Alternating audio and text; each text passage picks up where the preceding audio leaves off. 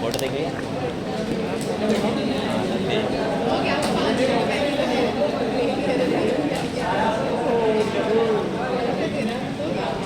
गर्मी बढ़ गई है, उमस बढ़ गई।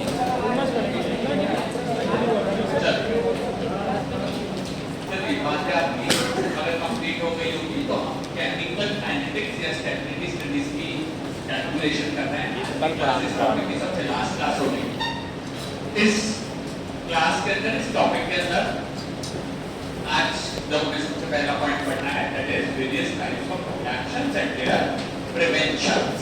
ठीक है सर, पिछली दो क्लास से यही बता रहा हूं कि ड्रग एक्सपायर हो जाती है तो पैसे जीरो हो जाते हैं। तो अब ये बताओ कि ड्रग की एक्सपायरी डेट को बढ़ाना कैसे है या उसका प्रिवेंशन कैसे करना है। बहुत ही सिंपल वर्ड है, प्रिवेंट करना यानी बचाना। ठीक है, अगर हम दाल जो कि दिन भर में खराब हो जाती है उसको अगर हम एक दिन या 2 दिन उसकी एक्सपायरी डेट बढ़ा दें तो बिल्कुल चांसेस है कि खाना वेस्ट नहीं जाएगा, हमारे पैसे वेस्ट नहीं जाएगा और वो किसी न किसी के उपयोग में आ जाएगा। तो इसीलिए हम ये चाहते हैं कि वेरियस टाइप्स ऑफ रिएक्शन और उनके प्रिवेंशन कैसे किए जा सकते हैं उसमें चलते हैं। बेसिकली 4 प्रकार के अलग अलग रिएक्शंस होती है, उनको पहले फटाफट लिस्ट डाउन कर लेते हैं, फिर उनमें क्या क्या पढ़ना है तो देख लेंगे। Number 1 oxidation, oxidation reactions. Number 2 reduction reactions, reduction. Number 3 hydrolysis, hydrolysis. और चौथे नंबर की आती है फोटोलाइसिस या फोटो डिग्रेडेशन। सनलाइट की वजह डिग्रेडेशन। कल हम यूट्यूब में दिखे रहे। बेटा अगर आप देखेंगे ऑक्सीडेशन में तो बहुत प्रकार के ऑक्सीडेशन होते हैं, अलग अलग ग्रुप के अलग अलग प्रकार के ऑक्सीडेशन होते हैं, लेकिन ये 4 ऐसी चीजें हैं जो सामान्यतः मैक्सिमम ड्रग्स इन्हीं में से कोई तो रिएक्शन के द्वारा डिग्रेड होता है, डिग्रेडेशन होता है।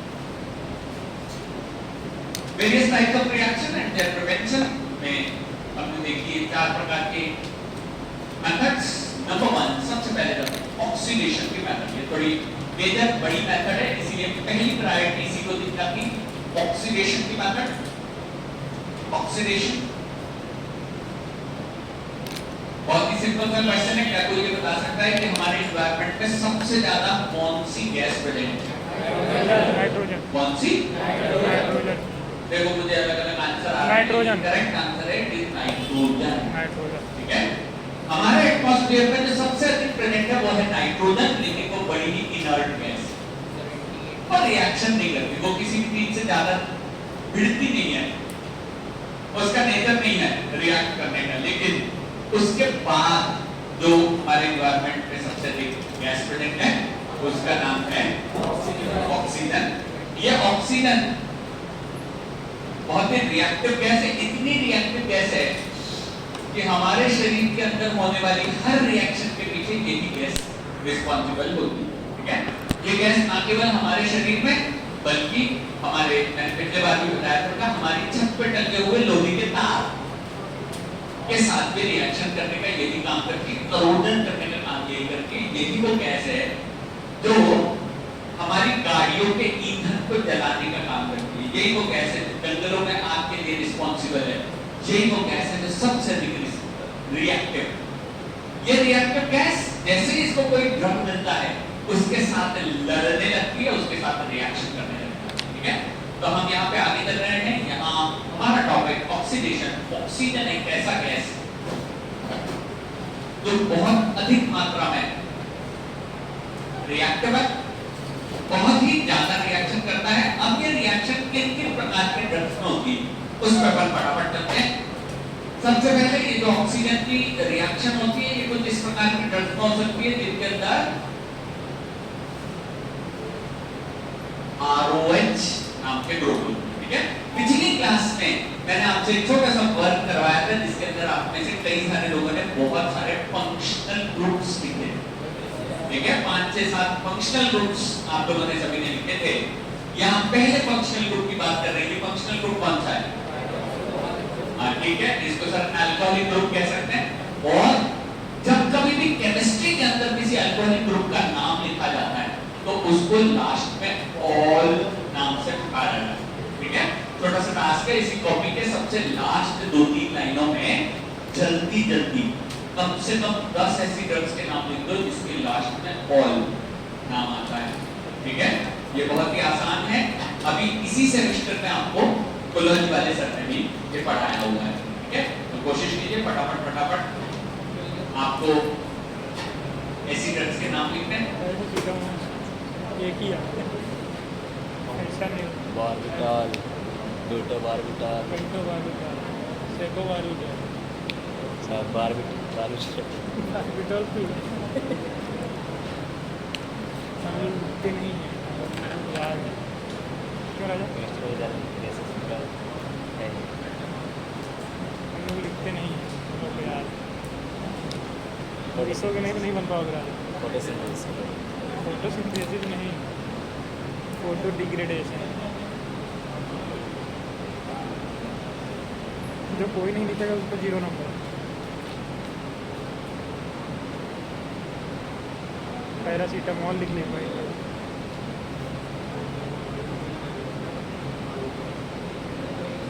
मेरा इंतजार मत करो बेटा, कोशिश करो एक बारी तो ट्राई करेंगे तो आंसर जरूर मिल के आएगा। चलो यार निकलते हैं।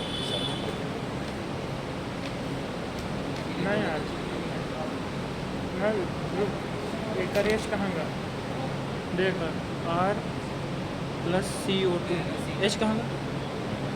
ज़्यादा नहीं हो, केमिस्ट्री का दिमाग खराब है तो ग्रुप्स का नाम है बता आंसर शायद देखा।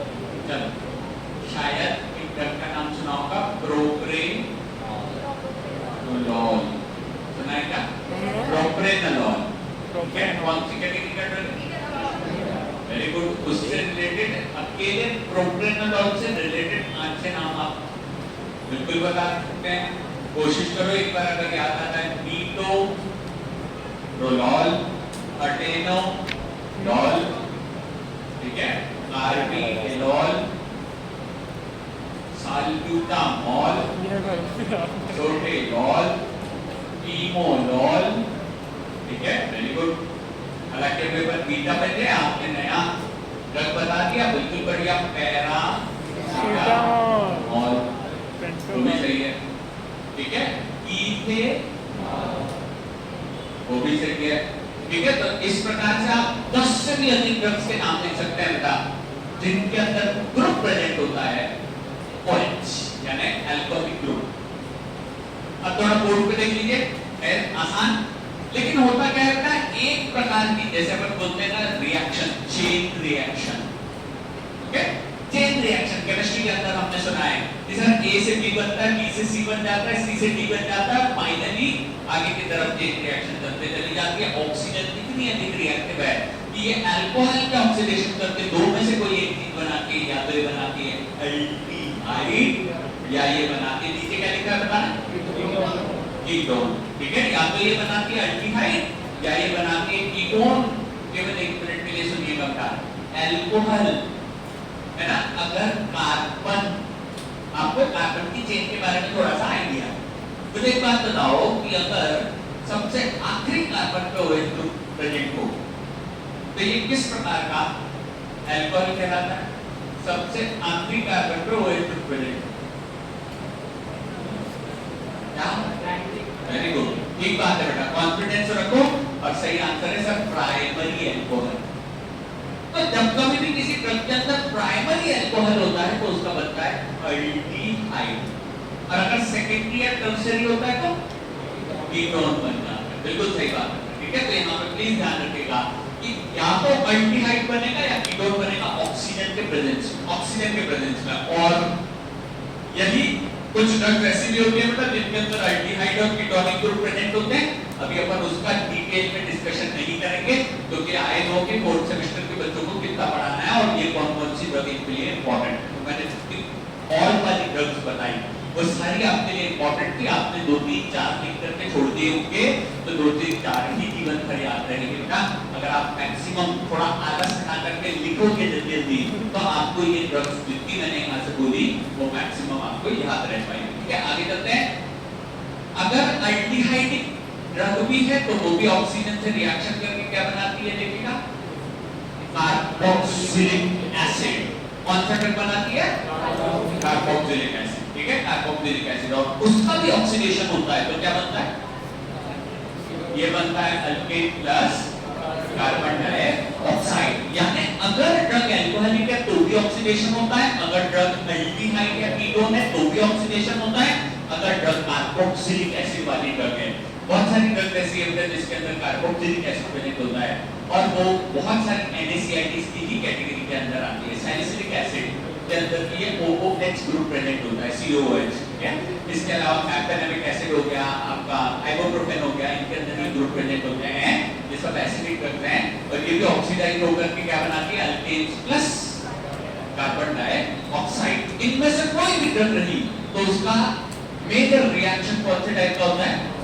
ऑक्सीडेशन। सर अब ये ऑक्सीडेशन आता कहां से? देखो बेटा, पिछली क्लास में मैंने बताया था कि मैक्सिमम ड्रग 3 लोगों से रिएक्शन करती है। सबसे नंबर 1 वो रिएक्शन करती है अपने कंटेनर से। दूसरा ये सही है, अपने एक्सिपिएंट से लड़ाई करती है, रिएक्शन करती है। और तीसरा एनवायरनमेंट से रिएक्शन करती है। बिल्कुल सही बात है बेटा, एनवायरनमेंट। एक बात बताओ, क्या ये संभव है? गुड मॉर्निंग, क्या ये संभव है कि हमने दवाई दुकान से कोई पैक बॉटल खरीदी, ठीक है, और घर पे ला करके उसमें से दवाई निकाली और बंद करके उसको वापस अलमारी में रख दिया? क्या ये संभव है? नहीं। क्या कभी हम दवाई निकाल के वापस बॉटल अंदर नहीं रखते? रख तो सकते हैं सर। बॉटल निकाली तो बॉटल में से दवाई हो गई कम, और बॉटल में क्या चला गया? एनवायरनमेंट का ऑक्सीजन। ठीक है, तो ये मेजर रिएक्शन है बेटा। देखो, इसके अंदर आप प्राइमरी अल्कोहल के ऑक्सीजन की बात करो, ऑक्सीडेशन की बात करोगे तो कुछ और आएगा, एल्डिहाइड आएगा, सेकेंडरी का कुछ और आएगा। डिटेल में बुक के अंदर बहुत दिया है, लेकिन मैं ज्यादा डीप में नहीं जाता हूं, बस आपको वही चीज पढ़ाऊंगा जो आपके लिए इंपॉर्टेंट है और जहां से क्वेश्चन आएंगे इसको छोड़ करके तुरंत आगे चलते हैं। यहाँ पे ऑक्सीडेशन कौन कौन सी ड्रग्स के होते हैं ये उनका है। अब अपन बात करेंगे ऑक्सीडेशन से प्रिवेंशन। तो आगे चलते हैं, यहाँ पे हमारा छोटा सा हेडिंग होगा प्रिवेंशन फ्रॉम ऑक्सीडेशन। अपन बात करेंगे प्रिवेंशन की। अभी दूसरी तीसरी चौथी रिएक्शन पे आने के हैं, लेकिन प्रिवेंशन करना है। सबसे पहला प्रिवेंशन होता है, सबसे पहला प्रिवेंशन होता है by creating an inert environment। ये तो लिखा है inert environment। मान लीजिए अगर हम किसी इंजेक्शन की बात करते हैं जिसके अंदर OH ग्रुप वाला मटेरियल प्रेजेंट हो, इसके ऊपर जो एनवायरनमेंट प्रेजेंट होता है, यहाँ पे हम कोशिश करेंगे कि इनर्ट गैस को फिल कर सके। इनर्ट गैस इनर्ट एनवायरनमेंट कहलाएगा। बोर्ड पे देख लीजिए, ये मेरा कंटेनर है जो मैं हमेशा बनाता हूँ। इसको एक वायर की तरह यूज कीजिए। वायर आप जानते हैं कि इंजेक्शन 2 प्रकार के कंटेनर्स में आते हैं। एक कहलाता है एम्पुल, ठीक है, उसे लगाने से पहले उसको ऊपर से तोड़ना पड़ता है। और दूसरे आते हैं वायर्स, जिसके ऊपर लगे रहते हैं रबर के। इसमें से नीडल अंदर डालते हैं और मटेरियल को बाहर निकाल दिया जाता है, वो वायर्स कहलाते हैं। ये मान लीजिए एक वायर है, या कोई और भी कंटेनर हो सकता है। ये केवल इंजेक्शंस में ही, बॉटल्स में भी इसी प्रकार होता है। अब देख लीजिए, इसके आसपास लगा दिया हमने क्या? Inert gas. ठीक है, इनर्ट गैस। अभी मैंने एक इनर्ट गैस का एग्जांपल दिया था, कौन सी? बिल्कुल ठीक है बेटा, सबसे इनर्ट गैस है नाइट्रोजन। सर हमने तो केमिस्ट्री के अंदर helium, neon, argon, krypton, xenon ऐसी बहुत सारी ड्रग्स पढ़ी है, लेकिन ध्यान से सुनो, लिखना बाद में, वो सभी ड्रग्स बहुत महंगी, वो सभी गैसेस जिनको अपन इनर्ट गैस कहते हैं वो बहुत महंगी है और एनवायरनमेंट में फ्री में मिल सकता है। क्या इसमें मैक्सिमम नाइट्रोजन है। सर ऑक्सीजन कैसे आता होगा? बेटा केमिकल रिएक्शंस होती हैं। जैसे हमने हॉस्पिटल में ऑक्सीजन के सिलेंडर देखे हैं, उसी प्रकार नाइट्रोजन के भी सिलेंडर आते हैं। एक जोक व्हाट्सएप पे चलने वाला, हम में से हर किसी ने सुना होगा कि 10 रुपए की चिप्स के साथ हमको 5 रुपए की गैस फ्री मिलती है, ठीक है। बहुत पुराना सा ये जोक टाइप का है कि सर 10 रुपए की चिप्स का पैकेट खरीदो ना तो उसमें 5 रुपए की चिप्स रहती है, बाकी 5 रुपए की हवा फ्री में मिलती है सर। उसमें वो हवा कौन सी होती है? नाइट्रोजन की गैस, ठीक है बेटा। ये नाइट्रोजन ऑक्सीडेशन से प्रिवेंट करती है। जैसे हमारे घर पे हमारी मदर तो अच्छे तेल में चिप्स बनाती है ना, बहुत अच्छे तेल के चिप्स भी 10-15 दिनों में महकने लगते हैं, उसमें रेंसिडिटी की स्मेल आती है। लेकिन जो मार्केट का चिप्स है वो 2-3 महीने बाद भी महकता नहीं है, रीजन उसका ऑक्सीडेशन नहीं होता।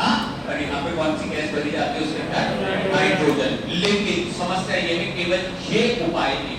क्यों?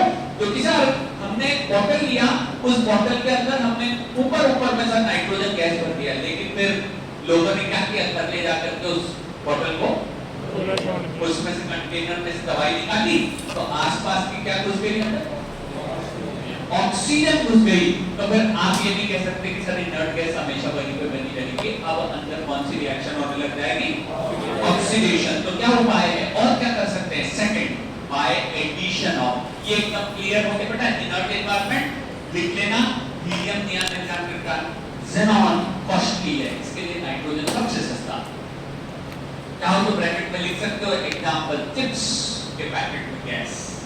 ये सब इनर्ट एनवायरनमेंट के एग्जांपल है। सेकंड में चलते हैं, बाय एडिंग एंटीऑक्सीडेंट।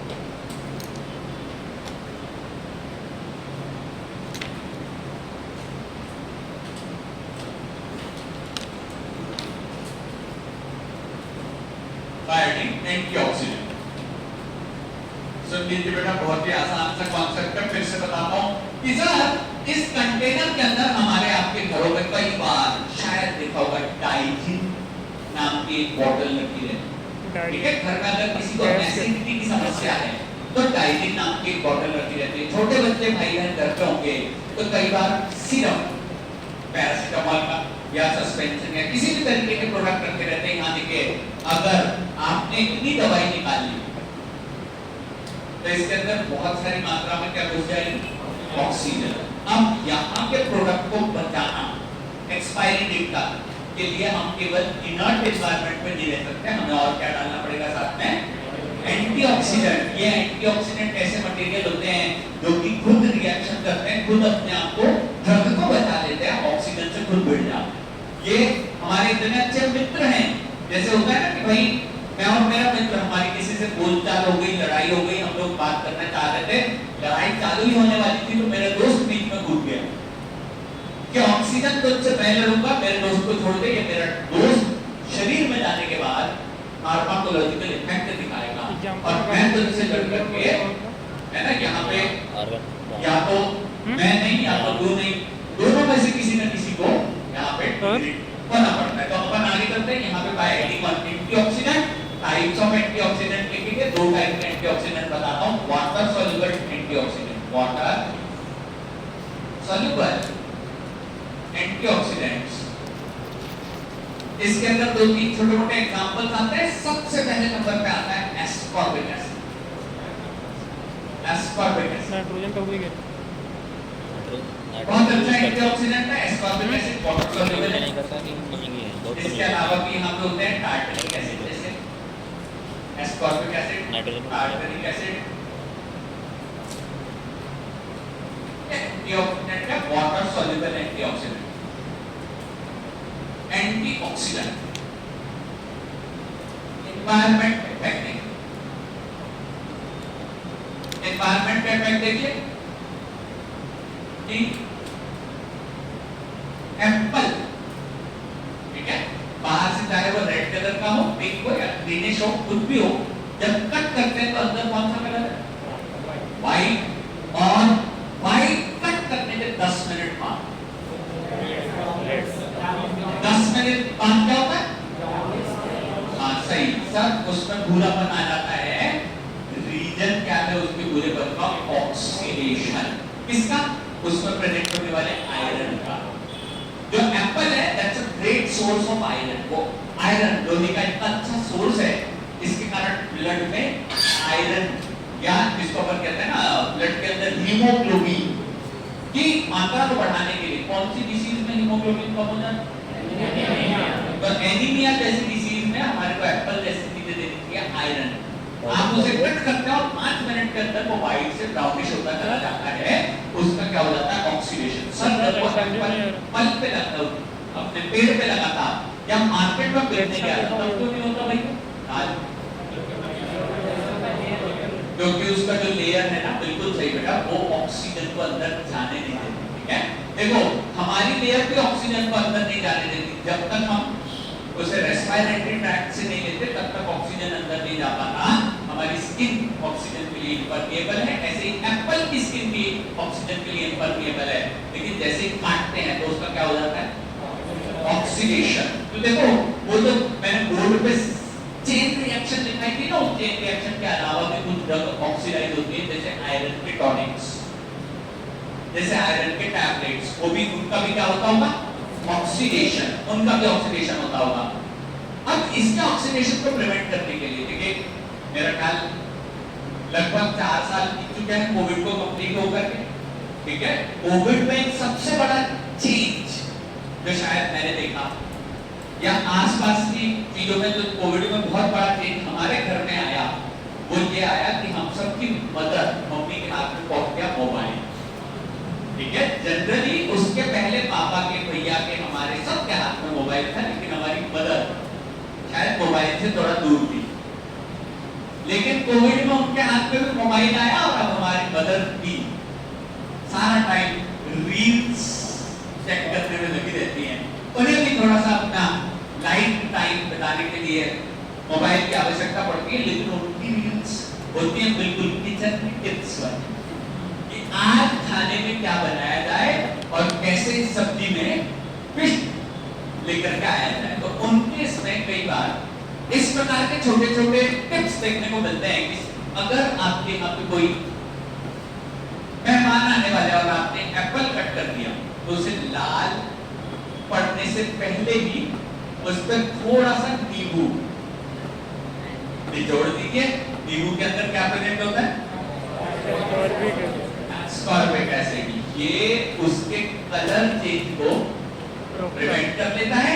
तो हम बेटा अपने आसपास के किचन से, आसपास की चीजों से भी सीख सकते हैं ये किस प्रकार ऑक्सीडेशन से बचाता है। ये एंटीऑक्सीडेंट के तरीके से एक्शन दिखाता है, जिससे लोहे, आयरन या एप्पल के अंदर प्रेजेंट होने वाले मटेरियल का ऑक्सीडेशन बच जाता है और हमारा मटेरियल आयरन फिर ऑक्सीडाइज नहीं होगा, तो अपने शरीर में बिल्कुल अच्छे तरीके से पहुंचेगा। यहाँ पे अपन टार्टरिक एसिड, एस्कॉर्बिक एसिड की बात कर रहे थे। यहाँ पे चलते हैं lipid soluble, lipid soluble antioxidants,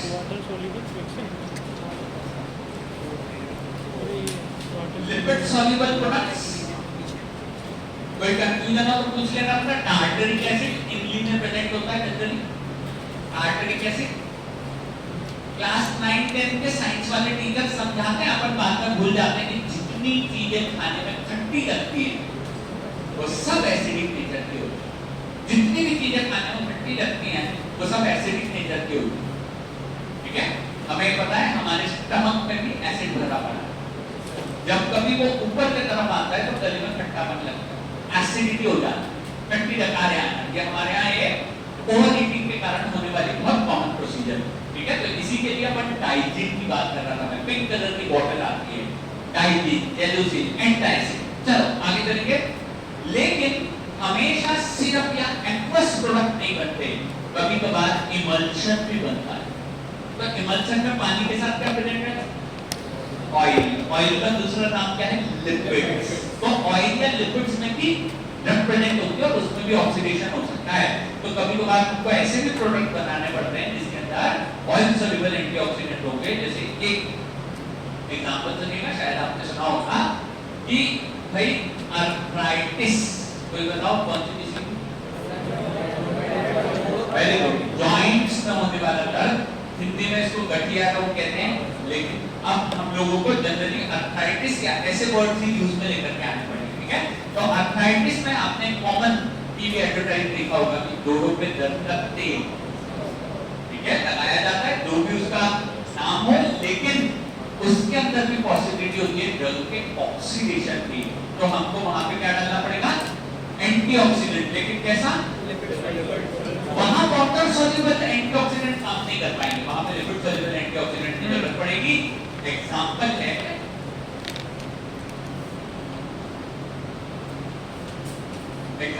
tocopherol, PHEROL, tocopherol, tocopherol, tocopherol, ठीक है। Lipid soluble antioxidant DHA,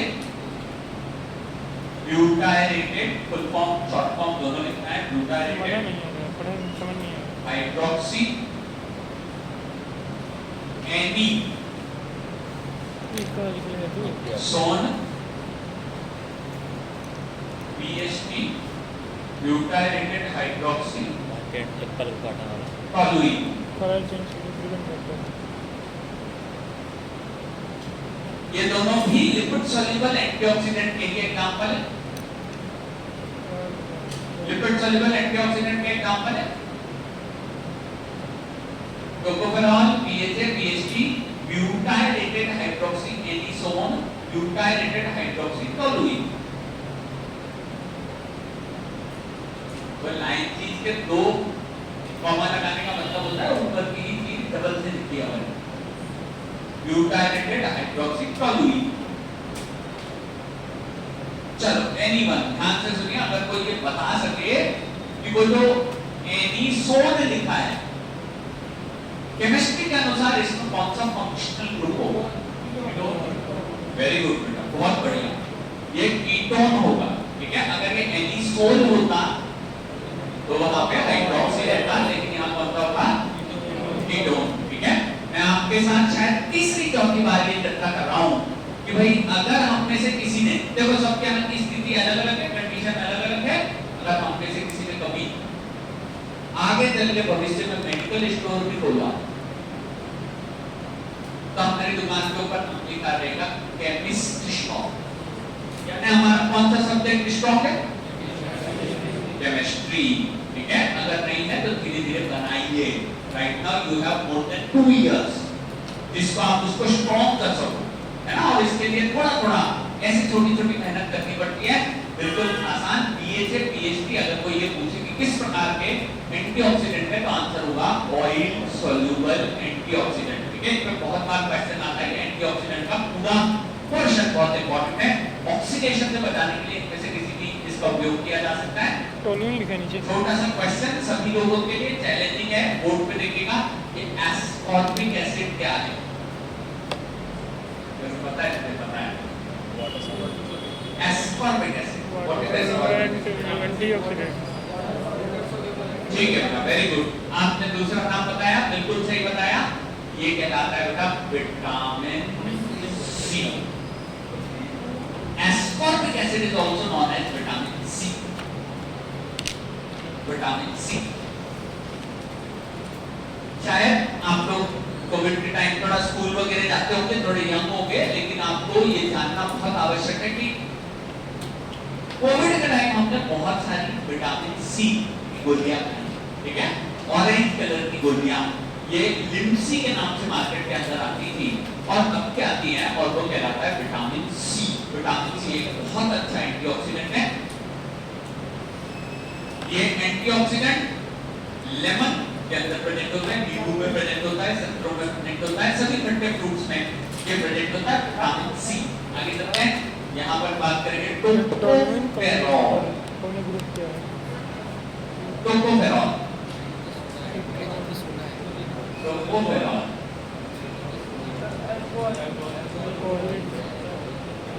tocopherol,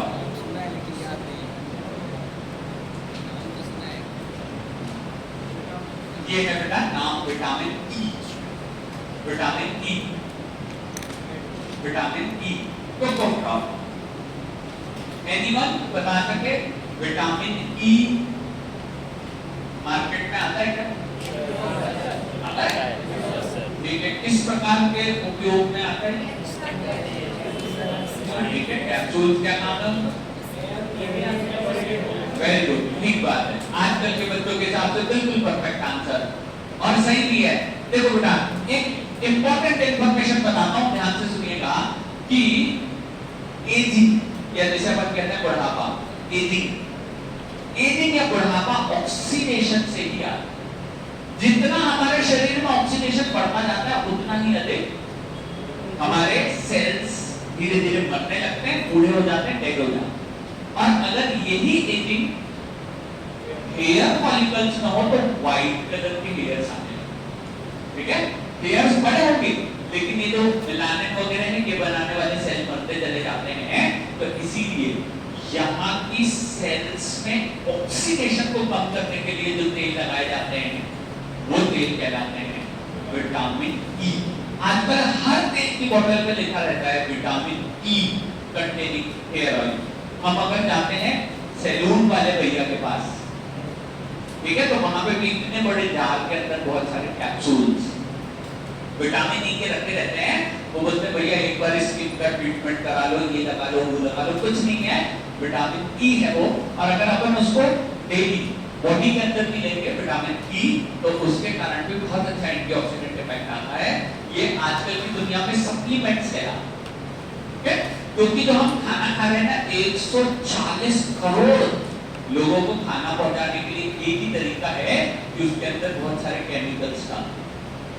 जो हम खाना खा रहे हैं उसमें खाद, यूरिया, फर्टिलाइजर सब का उपयोग हो रहा है, ओरिजिनल कुछ नहीं है। तो इसीलिए हमें कई बार इस प्रकार के सिंथेटिक सप्लीमेंट्स लेने पड़ते हैं जिसके कारण हमारे शरीर में ऑक्सीडेशन जैसी चीजें कम हो सकती है।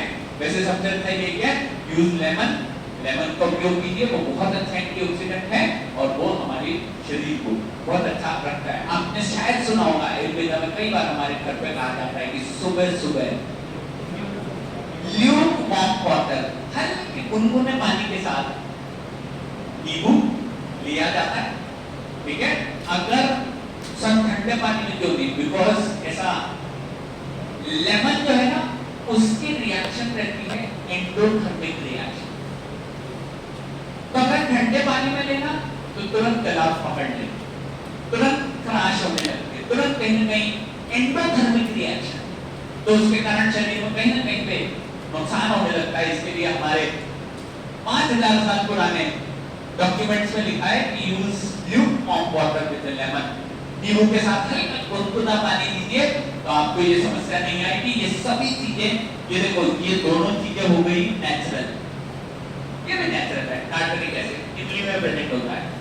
ये है सिंथेटिक मटेरियल बीएचए बीएचडी और बहुत अच्छे मटेरियल है, लगातार इन पर क्वेश्चन आते हैं।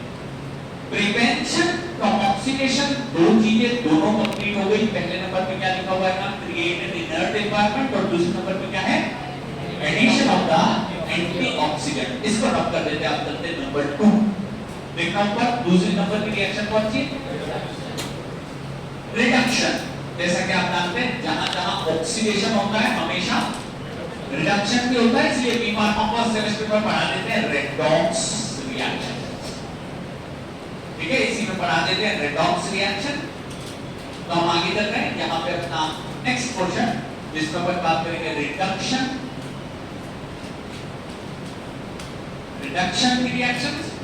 इसमें ऐसी ड्रग्स ज्यादा पार्टिसिपेट करती है बेटा जिनके अंदर में अमाइन कंटेनिंग ग्रुप्स प्रेजेंट होते हैं।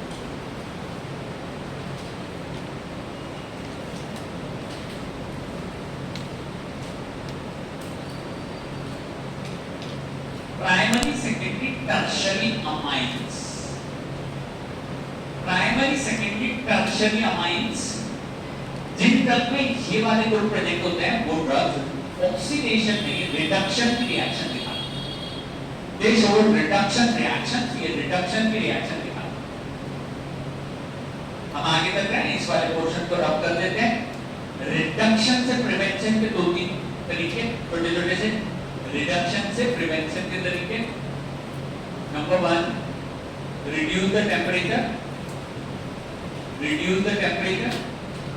सबसे अच्छी चीज तापमान को कम रखिए, रेट ऑफ रिएक्शन अपने आप कम हो जाएगा। क्वेश्चन का आंसर कीजिए, सबको आता है कौन सी रिएक्शन टेम्परेचर और रेट ऑफ रिएक्शन को कोरिलेट करती है? देखो पेज पलटाओ, कल की रिएक्शन देखो, पिछली मेरी क्लास की reaction, which correlates the temperature with the rate of reaction?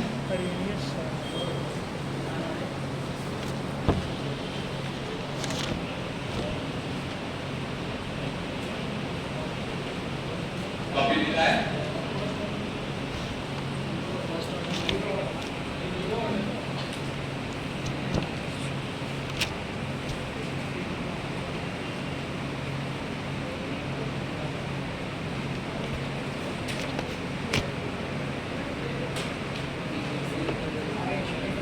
हाँ बेटा, इसीलिए कॉपी पलटना ज्यादा अच्छी बात रहती है। अर्हीनियस इक्वेशन, अर्हीनियस इक्वेशन हाईलाइट कर लो, दोबारा पूछा मैंने, मतलब कितना इंपॉर्टेंट होगा आप सोचो।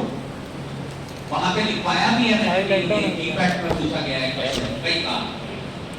अर्हीनियस इक्वेशन हाईलाइट कर लेना, कुछ पे भी मार्किंग कर लेना, बार-बार पूछा जाता है। Equation which correlates temperature with the rate of reaction is Arrhenius equation. तापमान कम कर दिया जाएगा तो रेट ऑफ रिएक्शन कम हो जाएगा, इसीलिए चीजों को ठंडक में रखा जाता है। इसीलिए खाने को कई बार पानी के आसपास रखा जाता है, दूसरे नंबर पे लगते हैं, ठीक है। एडजस्ट द पीएच, पीएच को एडजस्ट किया जा सकता है रिडक्शन को रोकने के लिए, रिडक्शन को रोकने के लिए block catalysts, block the catalysts. पिछली क्लास में बात की थी, कैटलिस्ट वो दोस्त जो हमारी रिएक्शन करवाते हैं। कभी कभार हमें कुछ अच्छा करने के लिए उनके नंबर ब्लॉक करने पड़ते हैं। अगर उन्हें ब्लॉक कर देंगे तो हमारी वो रिएक्शन चालू नहीं होगी और ये रिएक्शन लगातार चलती रहेगी जो हमारे फार्माकोलॉजी के एक्शन के लिए जरूरी। चलो, प्रिवेंशन कंप्लीट, रिडक्शन कंप्लीट, तीसरे में है that is called as hydrolysis. Hydrolysis reaction number 3, hydrolysis.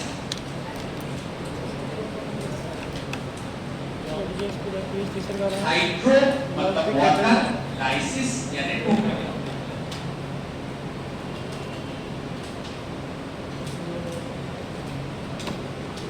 Water के प्रेजेंस में डूबने वाले ग्रुप्स के अंदर यहाँ पे एक दो छोटे मोटे एग्जांपल लिखना है। ईस्टर ग्रुप,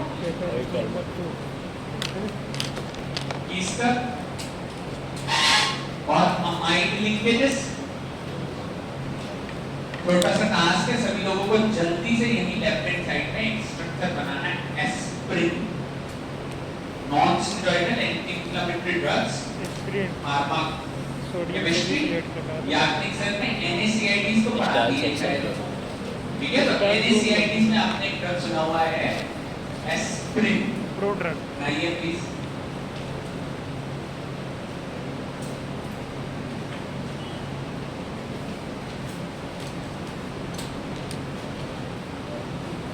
केमिस्ट्री स्ट्रॉन्ग करना जरूरी है।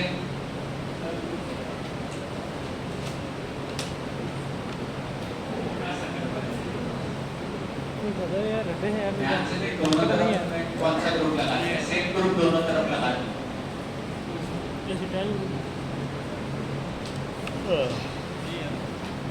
COOCH2 यही है, COOCH2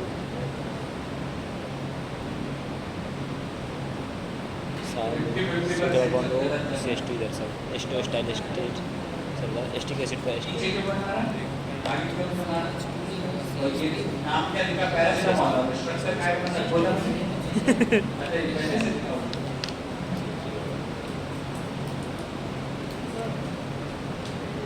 सही है, ठीक है। रटा है भाई ग्रुप पूरा।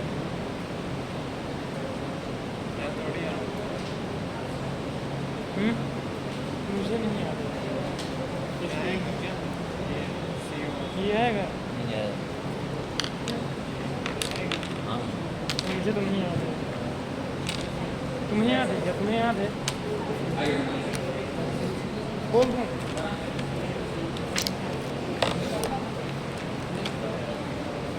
लेना भाई, ये स्क्रीन चाहिए। देखो OH लगाओगे तो ऑन आना चाहिए आखिरी। क्या स्क्रीन के अंदर लास्ट में ऑन आ रहा है? नहीं, बिल्कुल बहुत ही ये सबसे आसान स्ट्रक्चर है बेटा केमिस्ट्री के, लेकिन पैरासीटामोल और एस्पिरिन हमेशा एक दूसरे को कंफ्यूज करता है, क्योंकि दोनों में एक ही लिखा और दो ही ग्रुप लगे रहते हैं, लेकिन ग्रुप यहाँ पे पहला पोजीशन पे नहीं है। बिल्कुल सही है, बिल्कुल ठीक है, बहुत ही आसान सा इसका स्ट्रक्चर है हमारा COH। ये सभी लोगों ने लगभग ठीक बनाया, बस यहाँ पे किसी ने गड़बड़ कर दी। यहाँ पे हमारा ऑक्सीजन पहले आता है का, ठीक है, ये देखिएगा, ये जो हमारा ग्रुप है ये ग्रुप कहलाता है ईस्टर ग्रुप, ठीक है, ये ग्रुप कहलाता है ईस्टर ग्रुप। एरोमेटिक ईस्टर कह जाएगा यहाँ, क्योंकि यहाँ पे ER ग्रुप का एरोमेटिक रिंग है, OCOO CH3, ये हमारा एरोमेटिक रिंग है। आगे चलते हैं, अगर एस्पिरिन के साथ में H2O प्रेजेंट रहे तो ये डिग्रेड होता है, और डिग्रेड होकर के बना लेता है सैलिसाइलिक एसिड एंड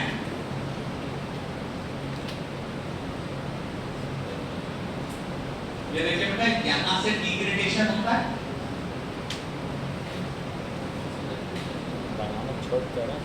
यहाँ से डिग्रेडेशन होता है, और यहाँ पे आ जाता है OH प्लस साथ में बनता है CH3COOH एसिटिक एसिड। अरे बाप रे, यहाँ बनवा लग रहा है प्लस एसिटिक एसिड सबका कर लिया। हाइड्रोलिसिस के कारण होता है, हाइड्रोलाइसिस।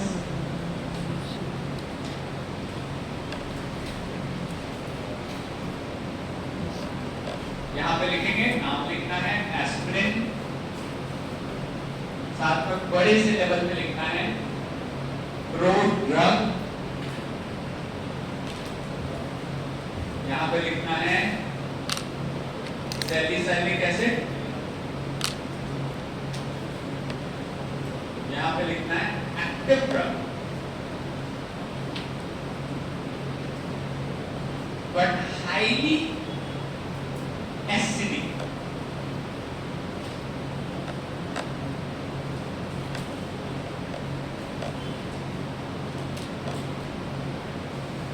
Highly acid.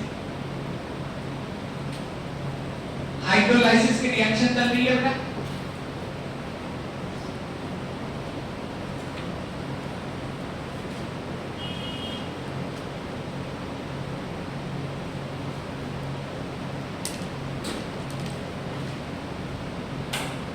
स्ट्रक्चर बना के लिख के हो गया हो, फटाक से कॉपी पर नीचे रख दीजिए। मुझे एक बात बताइए, ये जो डिस्प्रिन नाम का मेडिसिन है ये किस तरीके की कंडीशन में लिया जाता है? क्या होता है जब हेडेक, ठीक है, सबको ये पता है हेडेक में इसको लिया जाता है, लेकिन एक बात बताओ, हमें सिर में कैसा इफेक्ट चाहिए, फास्ट या स्लो? हेडेक में पक्का, बिल्कुल सही है सर, हेडेक में आपको फास्ट इफेक्ट चाहिए। आपके पास दो ऑप्शन है, लिक्विड एंड सॉलिड, दोनों में से किसमें जल्दी इफेक्ट आता है? जस्ट अ मिनट, फिर से क्वेश्चन सुनो। नॉर्मली सभी एग्जाम कंप्यूटर बेस्ड होगी, आपके सामने एक क्वेश्चन लिखा हुआ रहेगा, आपको वो क्वेश्चन पढ़ने के लिए समय मिलेगा और आपको ऐसी ही तैयारी करनी है कि अगले साल आपका जीपेट क्रैक हो जाए, ठीक है? तो आप प्लीज ध्यान से समझिएगा कि आपके स्क्रीन पे क्वेश्चन लिखा है कि लिक्विड और सॉलिड में से किसमें जल्दी इफेक्ट मिलने वाला है? किसमें? हाँ, आंसर तो सही यही है बेटा, लिक्विड में जल्दी इफेक्ट मिलता है, लिक्विड में जल्दी इफेक्ट मिलता है। लेकिन समस्या ये है कि कुछ ड्रग्स लिक्विड के प्रेजेंस में क्या हो जाती है, ठीक है? तो सिरदर्द के लिए वैसे तो डिस्प्रिन के लिक्विड आना चाहिए, लेकिन लिक्विड नहीं आता कि क्या आती है उसकी टैबलेट, जिसको लेने के पूर्व काय में मिलाते हैं? पानी में मिला देते हैं, जिससे वो लिक्विड में कन्वर्ट हो जाता है और उसके बाद लेने से जल्दी से दर्द भी ठीक होता है और मटेरियल हमारा खराब भी नहीं होता। प्लीज ध्यान से समझ लीजिए बेटा, यहाँ पे लिखवाया है ये एक्टिव ड्रग है, ये प्रो ड्रग है, ये अपने आप से काम नहीं करती। प्रो ड्रग शरीर में जाने के बाद ही एक्टिव ड्रग में कन्वर्ट होती है। ये एक्टिव ड्रग है, लेकिन इसके साथ एक समस्या है, बहुत एसिडिक है। इतनी एसिडिक है कि अगर बार-बार डिस्प्रिन ली जाए ना, सुनना, बार-बार डिस्प्रिन ली जाए तो ये हमारे स्टमक की म्यूकस मेम्ब्रेन में छेद कर दे।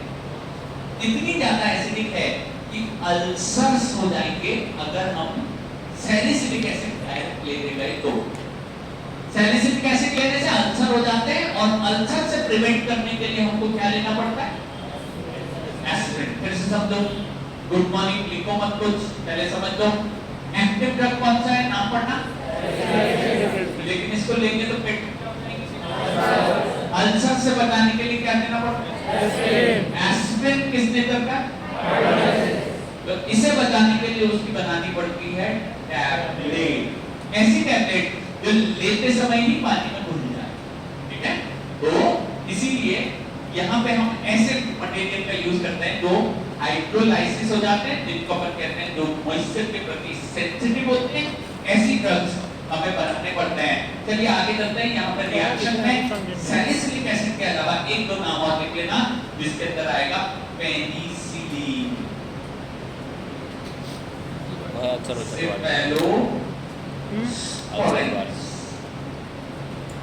ये ऐसे ड्रग है जिनका हाइड्रोलाइसिस होता है। क्या इनका ये इस तरीके हैं, इसमें अभी समझ नहीं आ रहा, कहाँ लिखा था? Penicillin, cephalosporin. हमका ये रिएक्शन नहीं समझ में, कहाँ से कहाँ चेंज हुई, क्या कहाँ क्या आया ये दोनों प्रोडक्ट बेटा किडनी तो बायोटेक कैटेगरी के हैं। पेनिसिलिन, कैफेलोस्पोरिन,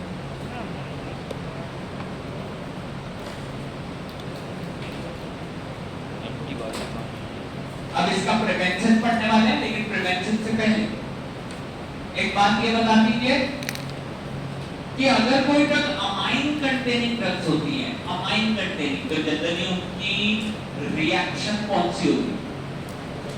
देखो कॉपी में देखो, अमाइन कंटेनिंग ड्रग कौन सी रिएक्शन से अनस्टेबलाइज होते हैं? रिडक्शन। रिडक्शन, बिल्कुल करेक्ट बेटा। जिन ड्रग्स में अल्कोहलिक ग्रुप होता है वो ऑक्सीडेशन, ऑक्सीडेशन से, जिनमें कीटोन ग्रुप होते हैं वो ऑक्सीडेशन, ऑक्सीडेशन से, जिनमें कार्बोक्सिलिक ग्रुप होते हैं वो ऑक्सीडेशन से, ठीक है?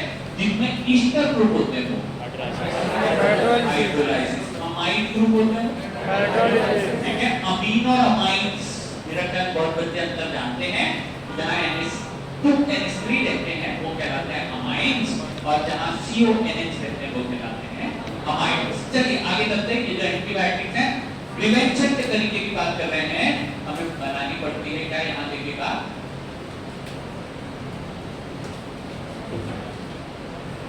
ड्राई सीरम, यानी इसमें से क्या निकालना पड़ेगा?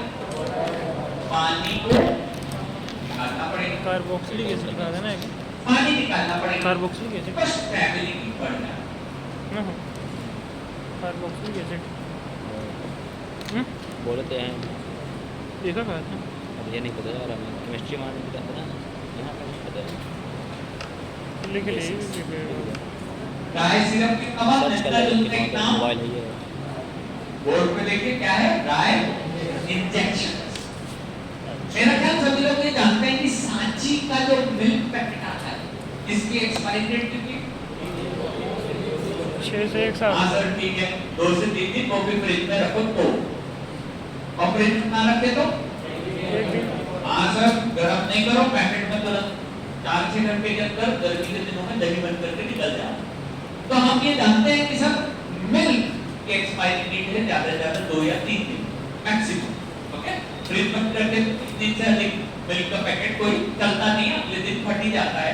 तो हम ये जानते हैं कि मिल्क की एक्सपायरी डेट है शॉर्ट, लेकिन मिल्क पाउडर 1 साल, ठीक है, मेरा ख्याल में नहीं एग्जांपल आपके साथ एक बार डिस्कस किया है कि हमारी जो सिस्टर है, जो हमारी भाभी लोग हैं, ये मिल्क के बारे में जानती है कि ट्रैवलिंग करवाने गर्मी के दिनों में छोटे बच्चों के लिए अगर थर्मस में मिल्क ले जाए तो फट जाए, तो इसीलिए गर्म पानी रखते हैं और साथ में लेकर के जाते हैं मिल्क के पाउडर्स, ताकि उसको स्टिर किया और वो मिल्क बन करके रेडी हो जाता है।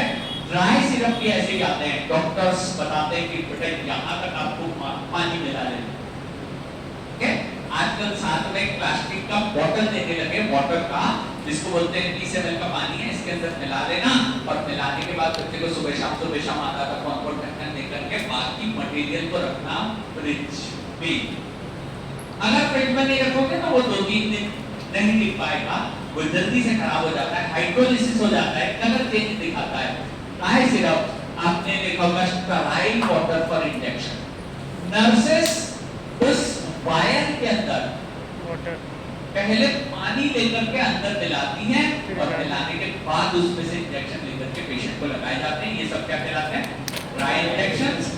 इसमें हाइड्रोलिसिस बचा लिया जाता है। सर पानी मिला तो रहे हो और बता रहा हूं पानी से रिएक्शन करता है बेटा, पानी मिलाने के बाद 1-2 मिनट के अंदर ही शरीर में डाल दिया जाता है। यहाँ ऐसा नहीं है कि पानी मिलाने के बाद सालों तक रखा जाता है, ठीक है। Expiry date, dry syrups, dry injection. Next पे चलते हैं, प्रिवेंशन का एक और तरीका है, चेंज द सॉल्वेंट। रिएक्शन कर रहा है वाटर, उसी को बदल दो, उसकी जगह डाल दो कोई सेफ सॉल्वेंट, जैसे इथेनॉल। इथेनॉल सर उसका खुद का थोड़ा सा इफेक्ट आता है, लेकिन कोई बात नहीं, ड्रग बच जाता है। वर्ड सुना एलिक्सर, सुना क्या?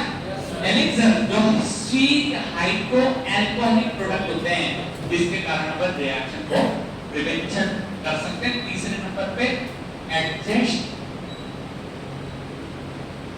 द पीएच, ऐसी पीएच की वैल्यू रखो जिसमें रिएक्शन सबसे कम होती है। Last, block the catalyst, block the catalyst. Specially वो कैटलिस्ट जो हमारे लिए निगेटिव बातें करते हैं, स्पेशली वो दोस्त जो हमारे लिए बहुत ऐसी बातें करते हैं कि तुमसे कुछ नहीं हो पाएगा, जानते यार कि अपने बस का नहीं है, दूसरे देखेंगे, ऐसे फ्रेंड्स को ब्लॉक मारना बहुत ज्यादा जरूरी है। तभी हम ग्रो कर पाएंगे, तभी हम अच्छी जगह पहुंच पाएंगे। आगे चल रहे हैं, यहाँ पे रब कर देते हैं सभी चीजों का। हाइड्रोलाइसिस यहाँ पे हमारा डन हो चुका है। लास्ट पे चलते हैं photo degradation studies. Photo degradation, photo degradation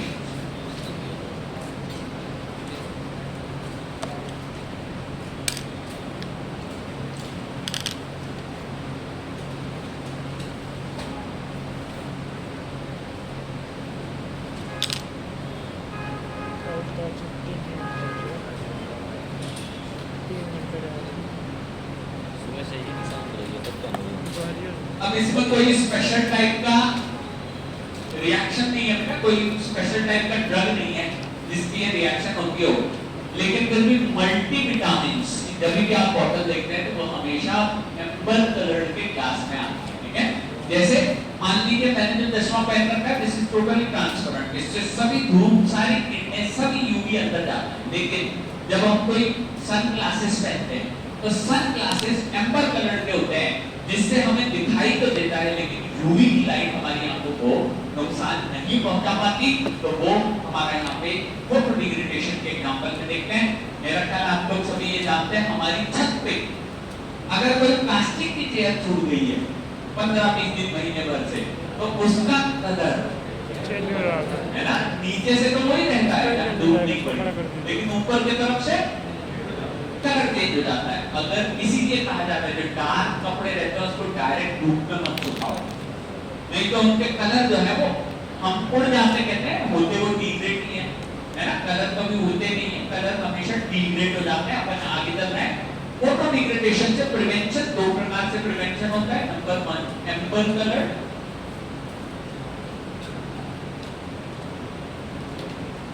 continue ऐसे कंटेनर्स जिनको हम एम्पर यानी चश्मों वाला कलर, जो हमारे स्टैंडर्ड कोई ब्राउनिश कलर के चश्मे आते हैं ना, उनको कहते हैं एम्पर कलर कंटेनर्स। और दूसरा होता है secondary packaging material. Secondary packaging materials, ये प्रिवेंशन के दो तरीके। Photo degradation photo.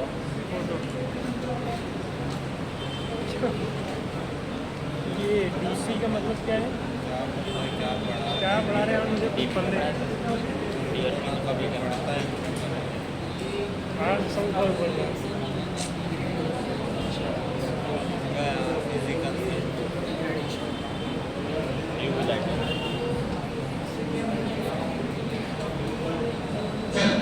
Dark colour के कपड़ों की हम बात कर रहे थे। यहाँ देखिएगा ये भी जो डाई है ना, जिससे पर पेन पे मार्कर भर के लिखते हैं, ये भी कलर्ड मटेरियल है, फोटो डिग्रेड होगा।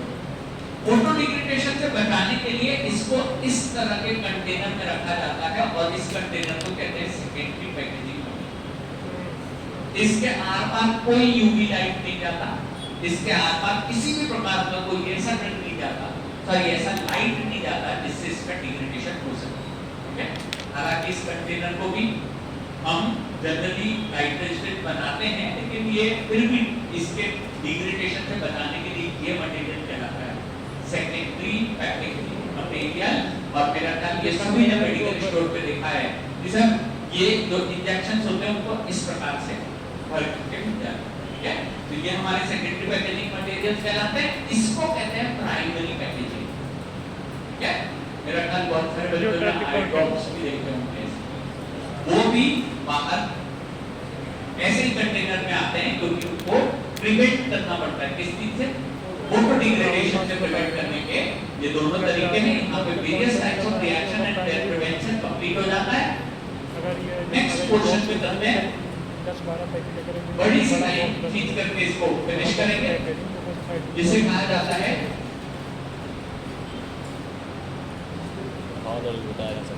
मेथड पता नहीं क्या बताएंगे। To perform Regulation of product on stability drug regulation is the guide बस ये एग्जांपल।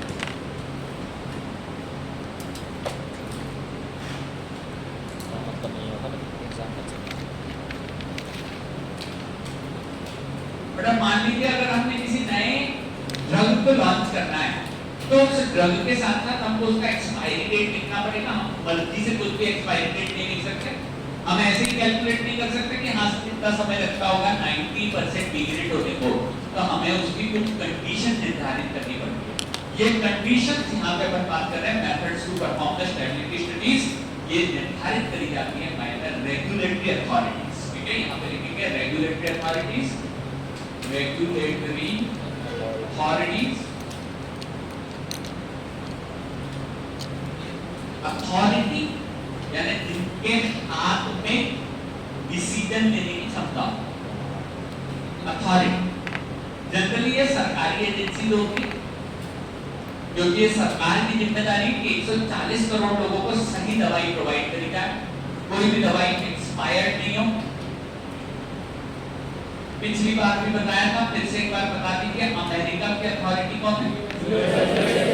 एक बात है USFDA, ठीक है, और इंडिया की CDSCO, बिल्कुल ठीक है।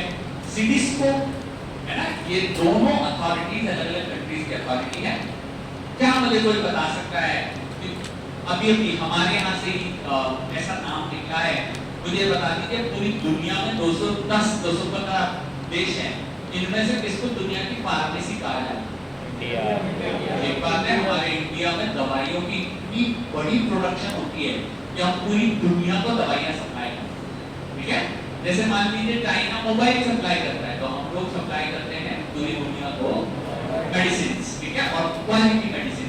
इसीलिए ना केवल अमेरिका बल्कि बड़ी बड़ी कंट्री दूसरी भी जैसे यूरोप, जापान एक्सेट्रा, ये चाहते हैं कि इनके यहाँ अच्छी दवाइयां आए और अच्छी दवाइयों को साथ में स्टेबिलिटी या एक्सपायरी डेट का भी कैलकुलेशन यहाँ पे करना पड़ेगा। और कैलकुलेशन करने के लिए इसीलिए एक कॉमन अथॉरिटी है, इंटरनेशनल अथॉरिटी है, जिसको कहा जाता है ICH। फुल फॉर्म लिखेंगे international conference on organization. Please ध्यान रखिएगा बेटा, ये वर्ड इंग्लिश का एक ऐसा वर्ड है जिसको हम शरीर के हार्मोन्स नहीं कहते, ये हमारे घर में पूजा के टाइम बजने वाला हारमोनियम, ठीक है। जैसे कोई गीत संगीत प्रोग्राम होता है तो हारमोनियम बजाया जाता है, जिसमें बहुत सारे सुर को एक साथ कंट्रोल किया जाता है। ICH गाइडलाइन, इसके फुल फॉर्म पे अभी 2022 में क्वेश्चन आया, फुल फॉर्म में डायरेक्ट।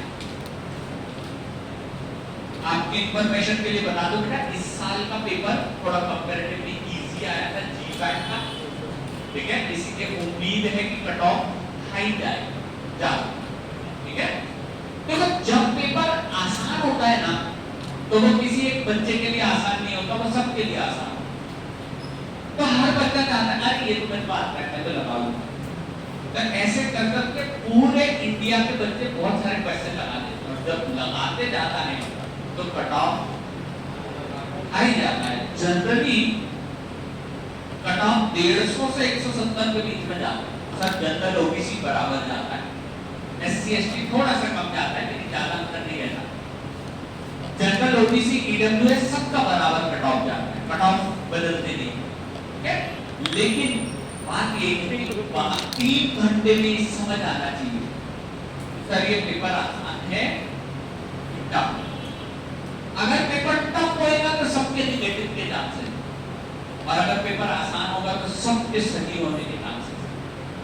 तो आपको वही डिसीजन लेना पड़ता है कि भैया मुझे वर्ल्ड कप फाइनल अगर जाना है तो मुझे तो खेलना ही पड़ेगा, रिस्क लेनी पड़ेगी, क्वेश्चंस लगाने पड़ेंगे, बॉल को आगे बढ़ करके मारना ही पड़ेगा। तो इसी प्रकार से यहाँ पर भी क्या हो रहा है, हम बात कर रहे हैं छोटे आसान आंसर्स, जिन आंसर्स में इसका फुल फॉर्म आता है। फुल फॉर्म क्या है बताइए ICH का? इंटरनेशनल कॉन्फ्रेंस ऑन ऑर्गेनाइजेशन, ठीक है। अब अगली बात ध्यान से सुनिएगा, इसी इसके पीछे 2022 में क्वेश्चन आया था फुल फॉर्म पे, और 2023 में ये पूछ लिया गया था कि ICH किस कंट्री ने मिलकर के बनाया है। तो 3 कंट्रीज ने मिलकर के ICH की गाइडलाइंस बनाई है, इनको ICH की गाइडलाइंस कहते हैं। 3 कंट्रीज है, पहली कंट्री है US, दूसरी कंट्री है UK और तीसरी कंट्री है जापान।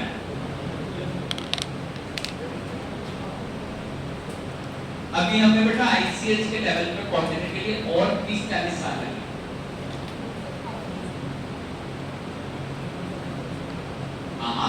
अपन तो बेटा वो है जो हलवाई होते हैं ना, ठीक है, हाँ बनाने वाले हैं।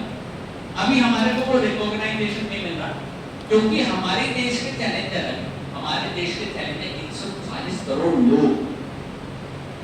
तो हमारे देश में बस ये कहा जाता है कि भैया जन औषधि केंद्र खोले जाए और सस्ती दवाइयां लोगों को दी जाए। मैंने आपको बताया कि अमेरिका वाले $1 का डिस्ट्रिक्ट खा सकते, और हम लोगों को $1 में डिस्ट्रिक्ट चाहिए, जरूरी। तो हमारे यहाँ के चैलेंजेस अलग है, अभी हम इनके लेवल पे पहुंच ही नहीं पाए, ठीक है। बाद में और भी कई सारी चीजों की चर्चा मैं करते रहूंगा, लेकिन ये 3 देशों ने मिलकर के बनाई है ICH गाइडलाइन। मतलब अगर आप ICH गाइडलाइन को फॉलो करके ये परफॉर्म करते हो क्या स्टेबिलिटी की स्टडीज, तो इन तीनों में से किसी भी देश में आप उसको भेज सकते हो, कोई दिक्कत नहीं। और जब ये तीनों देश इसको एक्सेप्ट कर लेते हैं तो छोटे देश कौन से, जैसे मान लीजिए साउथ अफ्रीका के बहुत सारे छोटे छोटे देश हैं, जिम्बाब्वे, नामीबिया, केनिया, युगांडा, इस तरीके के सभी देश मिल करके इसको एक्सेप्ट कर लेते हैं कि भैया तुमने इनके हिसाब से किया, मतलब हमारे देश में तो भेज ही सकते। कोई दिक्कत की बात नहीं। तो आगे बढ़ते हैं, ये तीनों मिलकर के जो देश बनाते हैं उसको कहा जाता है आईसीएच की गाइडलाइन। और क्या आईसीएच की गाइडलाइन कई प्रकार की गाइडलाइन है, छोटे से देखेंगे। आईसीएच की कुल 4 गाइडलाइन है जिसको क्या कहा जाता है, क्यूसेन। क्या अंग्रेजी? क्यूसेन गाइडलाइन 6th सेमेस्टर में पूरा एक सब्जेक्ट है QA QC, quality assurance, quality control. तो 6 है। अभी हमारे लिए केवल उसके अंदर की आईसीएच गाइडलाइन लंबा चौड़ा टॉपिक, अभी केवल स्टेबिलिटी के लिए बात करना है। यहाँ पे इसको बस हाईलाइट करेंगे और लिखेंगे क्वालिटी। अगर ड्रग अच्छी क्वालिटी की है मतलब एक्सपायर्ड नहीं, तो क्यों रिप्रेजेंट करता है क्वालिटी गाइडलाइन। इसमें भी कई सारे अलग अलग छोटे छोटे पार्ट्स हैं, इनमें इनकी गाइडलाइंस होती है ICHQ, ठीक है। इसमें भी कई सारे पार्ट्स हैं। ICHQ1 गाइडलाइन सबसे पहली प्रायोरिटी स्टेबिलिटी की स्टडीज को है। ICHQ1 गाइडलाइन स्टेबिलिटी की स्टडीज की गाइडलाइन है। और हम आगे चलते हैं जल्दी से। इसमें हम बात कर रहे हैं ICHQ1 के 5 अलग अलग सब पार्ट्स, छोटे छोटे पार्ट्स हैं, इनको अपन यहाँ पे रिप्रेजेंट करते हैं ICHQ1 ABCDE है। तो हम ठीक, लेकिन अपने काम के लिए है ICHQ1 A B C D E। हाँ बेटा, एक सेकंड बता रहा हूँ।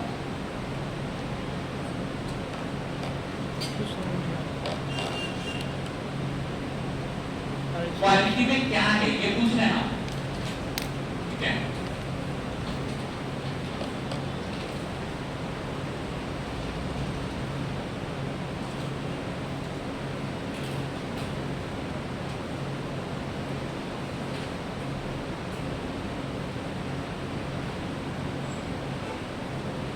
इन पर मैथ्स का कॉलम में सबसे अच्छे क्वेश्चन आते हैं। यहां सुन लीजिएगा, मैं एक ट्रिक लिखवा दूंगा जिससे आसानी से याद हो जाएगा। लेकिन क्योंकि आपने पूछा है क्वालिटी में क्या है, तो मैं आपको बताना चाहता हूँ बेटा, जैसे कोई सरकारी डॉक्यूमेंट होता है ना, तो वो सरकारी डॉक्यूमेंट के कई सारे छोटे छोटे भाग होते हैं, ठीक है। जैसे आपने सुना होगा संविधान जो है वो कई सारे छोटे छोटे है ना, अनुच्छेद में बटा हुआ है, या जिसको अपन कहते हैं हमारा जो कॉन्स्टिट्यूशन है वो छोटे छोटे पार्ट्स में डिवाइडेड है। उसी प्रकार से इन्होंने 4 पार्ट बना रखे हैं। पहला पार्ट है Q S E M। अब Q के अंदर भी छोटे छोटे चैप्टर्स अलग अलग हैं, तो उनमें से एक चैप्टर का नाम है Q1, और जिस चैप्टर के अंदर भी छोटे पैराग्राफ या छोटे छोटे डॉक्यूमेंट्स हैं, जिनमें ये 5 प्रकार के डॉक्यूमेंट हमारे काम के हैं, ABCDE, ठीक है। समझ में आ गया क्या है ये? अब चलते हैं आईसीएच की गाइडलाइन के ये चारों नियमों को देख लेते हैं, 5 नियमों को देख लेते हैं। बहुत छोटे से ट्रिक के साथ बताऊंगा। सबसे पहले वाले पे पहले डिटेल लिखेंगे, फिर ट्रिक्स के लिए रेड कलर से हाईलाइट कर लेंगे। नंबर 1 पे चलते हैं, for new drug product ICH. Number 2 definition conference of formalization and declaring for ICH photo degradation studies, international conference and harmonisation. just a minute बेटा, एक सेकंड। और हाँ सर, समझा। for new formulation,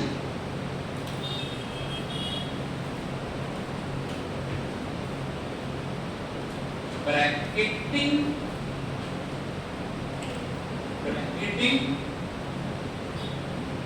and matrixing,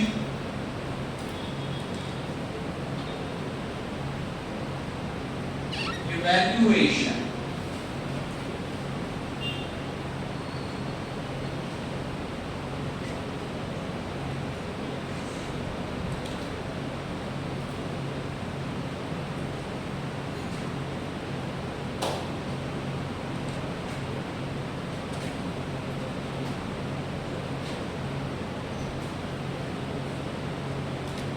ICH Q1 ए का जो part है, एक या दो या तीन पेज जितने का भी बना होगा, उस पेजेस के अंदर, उन पेजेस के अंदर होता क्या है कि ये लिखा हुआ है कि अगर हम कोई नया ड्रग प्रोडक्ट बनाएंगे, कोई भी नया ड्रग प्रोडक्ट आएगा तो उसका स्टेबिलिटी कैसे करना। दूसरे नंबर पे लिखा हुआ है कि अगर कोई ड्रग फोटो डिग्रेडेशन करता है तो ऐसा नहीं कर सकते कि उसको अलमारी में बंद कर दिए, अलमारी में बंद कर दिए तो उसको लाइट मिलेगा ही नहीं। तो अगर आपको फोटो का इफेक्ट देखना है तो उसमें नियम लिखा हुआ है कि कितने घंटे कौन सी लाइट में किस प्रकार से रखना है। तो ये सेकंड वाले में नियम लिखा हुआ है। तीसरे वाले में नियम ये लिखा है कि नो फॉर्मुलेशन। कोई पुराना ड्रग है, मान लीजिए एक ड्रग का नाम बोलता हूं एम्पिसिलिन, और उसके कैप्सूल पहले से आते हैं, पता चला आपने उसका कोई इंजेक्शन बना दिया, एग्जांपल दे, तो अगर नया फॉर्मुलेशन बनाओगे तो उसका इफेक्ट कैसे निकाला जाएगा, उसका स्टेबिलिटी स्टडी कैसे होगा, ये लिखा हुआ है न्यू फॉर्मुलेशन में ICH Q1C में। ये नीचे वाला वर्ड थोड़ा सा अलग है, ब्रैकेटिंग मैट्रिक्सिंग। बेटा ये जो बड़ी अथॉरिटीज है ये साइंस को अलग अलग पार्ट्स में नहीं मानती, वो ये मानती है कि मैथ्स भी एक प्रकार का साइंस है, मैथ साइंस ही लेते हैं, ठीक है। तो मैथ्स भी एक प्रकार का साइंस है जिसमें ये कहा जाता है, मुझे एक चीज याद नहीं आ रही, एक बात बताओ, कुल कितनी बॉटल्स हम पिछली 2-3 क्लासेस से कितनी बॉटल बनाते हैं? 100 बॉटल्स, और उसमें से कितनी टेस्ट करते हैं? 10-10 लेकर के टेस्ट करते हैं। तो वो 100 में से कैसे 10 बॉटल निकालनी है, ये नियम लिखा हुआ है ICH Q1B में, जिसको अपन कहते हैं यहाँ पे ब्रैकेटिंग एंड मैट्रिक्सिंग, और लास्ट के अंदर लिखा है कि इवैल्यूएट। पहले क्या है, स्टडी के नियम लिखते हैं और उसके बाद लिखा हुआ है इवैल्यूएशन कैसे करना है। केवल 2 मिनट फटाफट जितना भी मैंने लिखाया है फटाफट लाइन टू लाइन चेक करो, कुछ भी कंफ्यूजन हो तो पूछ लेना, जल्दी से एक बार चेक कीजिए। अपना काम कर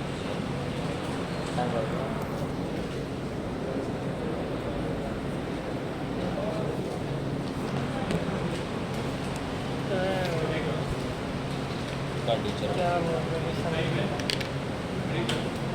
मतलब क्या बोल रहे हैं 100 बोतल में से 10 बोतल कैसे क्या बोल रहे हैं, क्या के भूल कैसे स्टडी करेंगे, कैसे पता लगे ग्रीड के बारे में।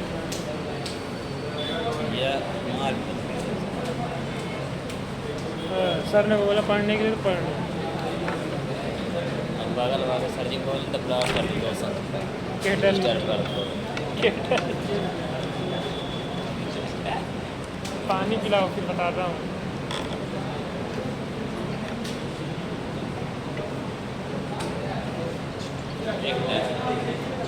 पढ़ लिए सर। अरे यार मान ब्लॉक कर लेना, अभी ब्लॉक करता हूँ। है ही क्या पढ़ने लायक है, पर पढ़ो ना। ऑब्जर्वेशन रिएक्शन हाइड्रोजन फोटोटिएशन प्राइमरी इसको है पैरासिटामोल पेंटाविटामिन कोलिंग मॉडल डिहाइड कीटोन कार्बोक्सिलिक एसिड का होता है, इसे auto by creating and electron.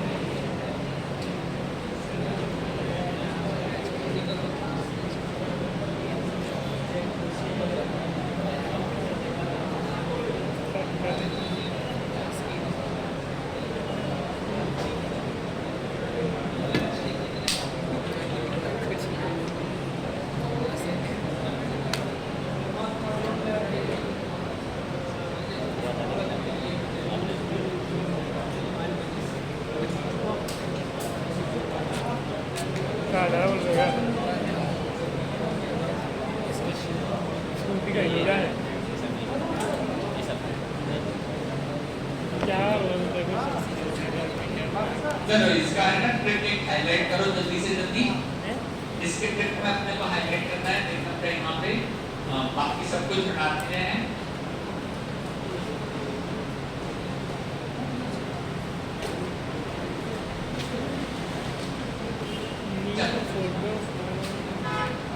इसको आप चाहे तो रेड पेन से हाईलाइट भी कर सकते हैं, आपके पास जो लिखा है, लेकिन पहले इसकी ट्रिक समझ लो। होता क्या है, देखो भाई फॉर्म भरना एक कंपल्सरी रिक्वायरमेंट है। अगर आप किसी नए ड्रग का अप्रूवल लेना चाहोगे तो आपको इन अथॉरिटीज को एक फॉर्म भर के देना पड़ता है। फॉर्म में क्या होता है, जनरल इंफॉर्मेशन होती है। अगर आप बेटा अगले सेमेस्टर अगले साल जीपीएट देना चाहोगे तो भी आपको एक फॉर्म भरना पड़ता है। वो चलो आप रिजर्वेशन भी करना चाहते हो ट्रेन में तो भी आपको एक फॉर्म भरना पड़ता है।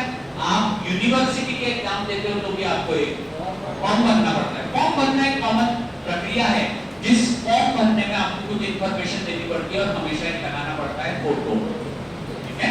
तो ट्रिक उसी से रिलेटेड है, वो वहां पे एक नियम बना देते हैं कि ये फोटो बहुत पुराना नहीं होना चाहिए, लेस देन 3 months, ठीक है। लेकिन बी फार्मा के एडमिशन में तो ऐसा देखा जाता है कुछ बच्चे 12th में स्कूल की यूनिफॉर्म में तो फोटो खिंचाते हैं, ठीक है। मुझे लगता है पूरे 4 साल तक कोई फोटो चल जाती है, क्योंकि 11th-12th तक तो सब कहना पापा मम्मी का ही मानना पड़ता है। तो वो जितनी फोटो खींचती है वो सारी फोटो लगातार कॉलेज तक चलते चली जाती हैं। लेकिन यहाँ पे ये ट्रिक यही कहती है बेटा कि अगर आपको फॉर्म भरना है, न्यू फोटो फॉर्म के ब्रैकेट में लगानी पड़ेगी, जब भी फॉर्म का इवैल्यूएशन होगा, otherwise your form will be rejected, ठीक है। इसको हाईलाइट कर लेना, न्यू फोटो फॉर्म में ब्रैकेट के अंदर लगाना है, तभी इवैल्यूएशन होगा। न्यू फोटो फॉर्म में ब्रैकेट में लगाना है, ट्रिक भी लिख लीजिए बेटा, ट्रिक भी आप भूलना मत, क्योंकि मैथ्स का कॉलम आता है। न्यू फोटो फॉर्म में ब्रैकेट के अंदर लगाना है, तभी इवैल्यूएशन होगा, अदरवाइज फॉर्म रिजेक्ट हो जाएगा। इस साल बेटा 2-3 बच्चों को परेशानी आई, ठीक है। उन्होंने जो फोटोज लगाई फॉर्म में, तो एक फोटो चश्मे के साथ और एक बिना चश्मे के लगा, तो जीपैक वालों ने उनका फॉर्म रोक लिया, चेंज कर दिया। हालांकि आखिरी दिन अप्रूवल दे दिया, लेकिन फिर भी उन्होंने ये क्लियर कर दिया कि भैया फोटो भी दोनों लगभग मैचिंग भी होना चाहिए, आप बिना अपनी मर्जी से कुछ लोग यहाँ नहीं लगा सकते। वो थोड़ा सा अथॉरिटी जो धीरे धीरे टेक्निकल चीजें बढ़ते जा रही है, हम यहाँ पे आगे चल रहे हैं। स्टेबिलिटी की स्टडीज यहाँ पे कंप्लीट हो चुकी है, आईसीएच की स्टेबिलिटी की स्टडीज कंप्लीट होने के बाद अब हमें चलना है जोन्स ऑफ स्टेबिलिटी स्टडीज, ठीक है। अगला हेडिंग डालेंगे जोन्स। परफॉर्म कैसे करना है ये नियमों में लिखा है, आईसीएच की गाइडलाइंस में लिखा है। उसके बाद zones of stability studies, zones of stability studies,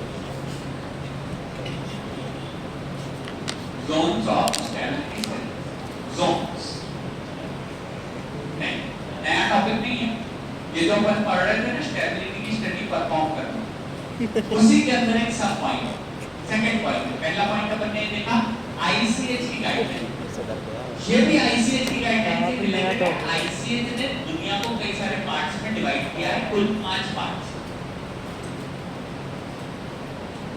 कुल मिलाकर के 5 पार्ट्स है। जैसा मानते हैं कि दुनिया में हर मेडिकल स्टोर में कंडीशन एक जैसी नहीं रहती, कुछ ऐसे देश हैं जहां हमेशा ठंड ज्यादा रहती है, बर्फ ज्यादा रहती है, और कुछ देश ऐसे होते हैं जहां पे बहुत अधिक गर्मी रहती है। तो हर जगह आप समान स्टेबिलिटी की स्टडी नहीं कर सकते हैं। तो कुल मिलाकर के 5 अलग-अलग जोन्स में बांटा गया है। सब 4 है कि 5 है, एक्चुअली चौथे वाले को 2 में स्प्लिट कर दिया गया है, A एंड B। इसके लिए 4 और 5 ऐसे बोल रहा हूँ, ठीक है। आगे चलते हैं फटाफट। जोन्स वाला भी एक छोटा सा यहाँ पे अपने को आइट बना लेना है। Zone 1, zone 2, zone 3, zone 4A, 4B। पहला कहलाता है मॉडरेट जोन, इसके अंदर टेम्परेचर 21 डिग्री सेल्सियस होता है एंड मॉइस्चर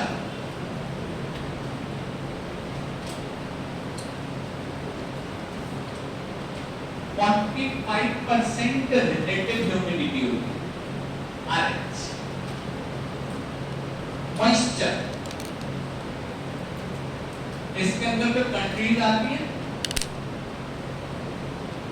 ये कंट्रीज काफी ठंड वाली कंट्रीज होती है, जहां पे साल भर में एवरेज टेम्परेचर करीब 21 डिग्री के आसपास रहता है। ये ठंडी कंट्रीज आती जैसे कनाडा, सही, रशिया,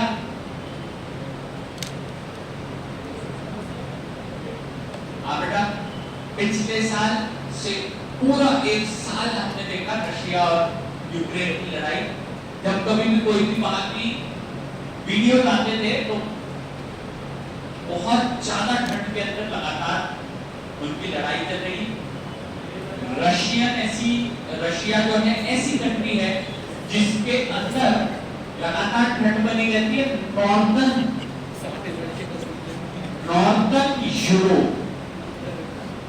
यूरोप इंक्लूडिंग यूके, थोड़ा सा पार्ट यूएस का, काफी अधिक ठंडी कंट्रीज हैं।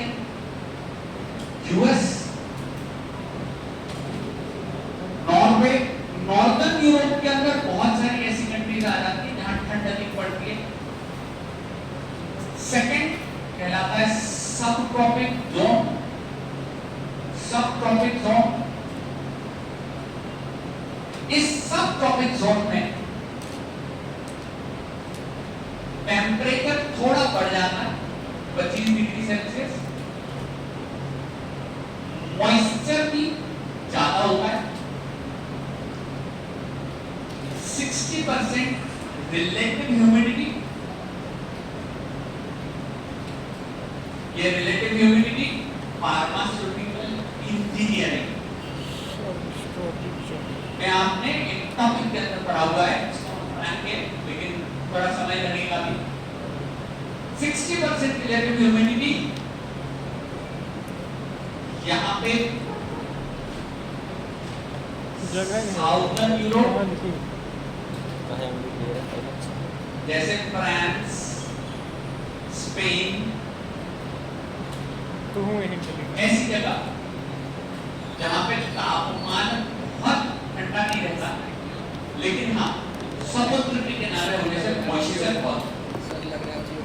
यहीं पे कुछ पार्ट अमेरिका का भी आता है। अमेरिका बिग कंट्री, फ्लोरिडा वगैरह ऐसे पोर्शन है जहां पे हल्की गर्माहट रहती, बहुत अधिक ठंड नहीं रहती। इसके अलावा तीसरे नंबर पे कंडीशन आती है हॉट एंड ड्राई।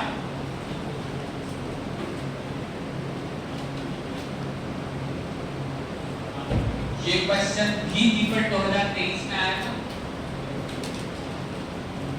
जोन्स वाला क्वेश्चन। हॉट एंड ड्राई ऐसी कंट्री जहां पे तापमान 30 डिग्री सेल्सियस एवरेज तापमान होता है, ड्राइनेस ज्यादा है, मॉइस्चर बिल्कुल नहीं होता। मॉइस्चर 30% से भी कम।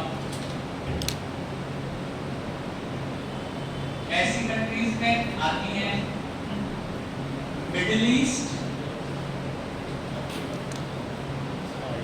जैसे Iran, Iraq, Saudi Arabia, south Africa के कुछ ऐसे देश जैसे मिस्र जहां रेगिस्तान बहुत ज्यादा है, ड्राइनेस एंड हीट भरपूर है। सऊदी अरेबिया और यहाँ पे जैसे मिस्र, ये सारी countries hot and dry condition में आती है। नो डाउट सऊदी अरेबिया के आसपास यूएई वगैरह भी सब चीजें यहीं आ जाती। अब यहाँ रहता है हॉट एंड ह्यूमिड,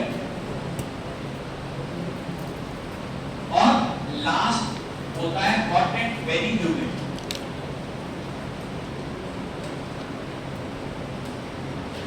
लगभग 15 दिन पहले हमारे भोपाल का तापमान भी हॉट और बिल्कुल ड्राइनेस, लेकिन अभी भी गर्मी से तो ज्यादा में नहीं मिली है, और उल्टा क्या बढ़ गई है, ह्यूमिडिटी बढ़ने के कारण स्वेटिंग शायद पहले से भी ज्यादा बढ़ चुकी है। ये दोनों कंडीशंस में तापमान 30 डिग्री, दोनों कंडीशन में तापमान 30 डिग्री, मॉइस्चर का अंतर 65% RF and 75%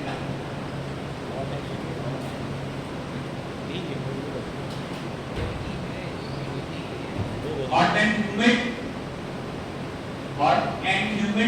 very humid, hot and very humid, hot and humid countries में आता है हमारा यहाँ पे ब्राजील,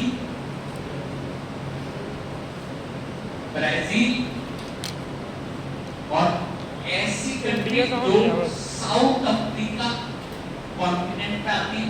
तो नष्ट है इंडिया मतलब हैं? नो इंडिया नष्ट है मतलब इंडिया में झड़ गया तुम्हें बता साउथ अफ्रीका कॉन्टिनेंट पे आती है। वैसे बेटा छोटा सा यहाँ जापान और ना होगा, जापान भी ठंडी कंट्रीज में से एक है, काफी ठंड होती है, वो नॉर्थ पोल के पास है। चाइना उसके कंपैरिजन में जोन 2 में आता है। हमें ये याद नहीं रखना है कंट्रीज, हमें याद रखने हैं ये जोन्स के नाम, ठीक है, जोन्स के नाम हमें याद रखने हैं। मॉडरेट 21 से 45, ठीक है, सब ट्रॉपिकल 25 से 60। आगे चलते हैं last hot and very humid, इसके अंदर आता है इंडोनेशिया, उसके आसपास की कंट्रीज जहां पे छोटे छोटे आइलैंड हैं, जकार्ता, बाली, ऐसी कंट्रीज जहां गर्मी के साथ साथ बहुत मॉइस्चर होता है।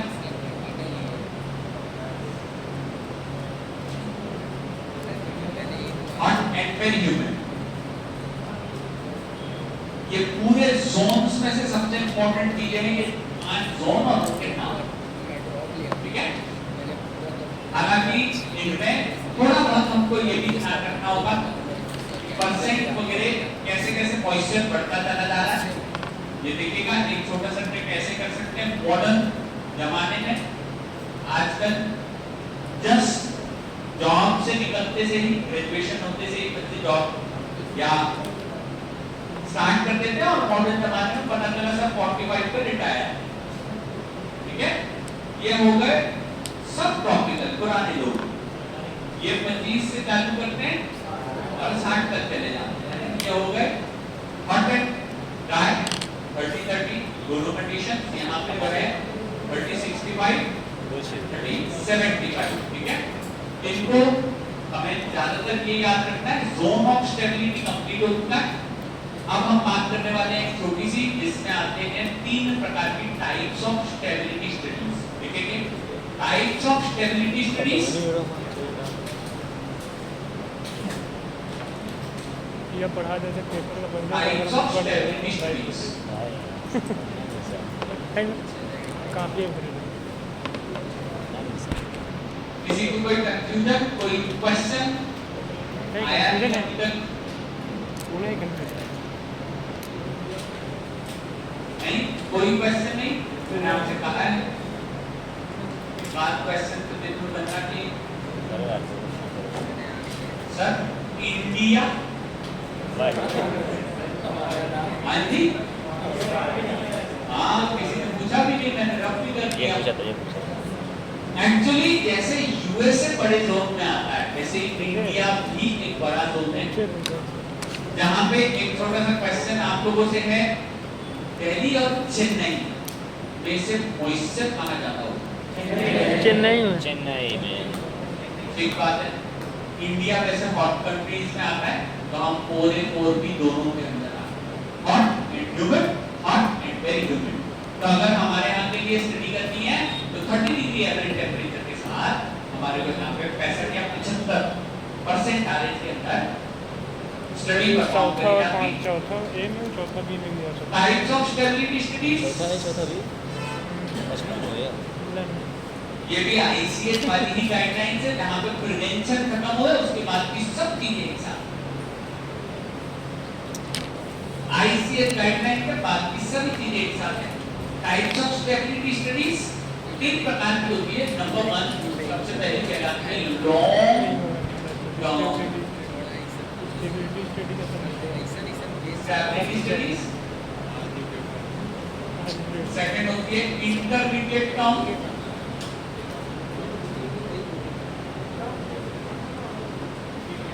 और तीसरी होती है शॉर्ट टर्म।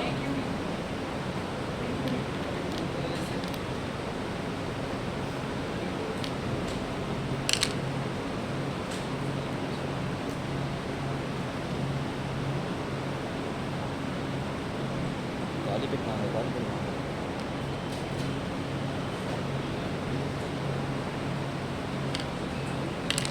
सभी कंपनियां, चाहे वो फार्मास्यूटिकल हो या चाहे कोई और हो, सभी लोग लोन पे लेकर के अपनी कंपनी चलाते हैं। बिजनेस लोन लेना पड़ता है और हमेशा उसका ब्याज भरना पड़ता है। अगर ब्याज भरेंगे तो हर कोई यही चाहेगा कि सर जितनी जल्दी बना उतने जल्दी बेच दो।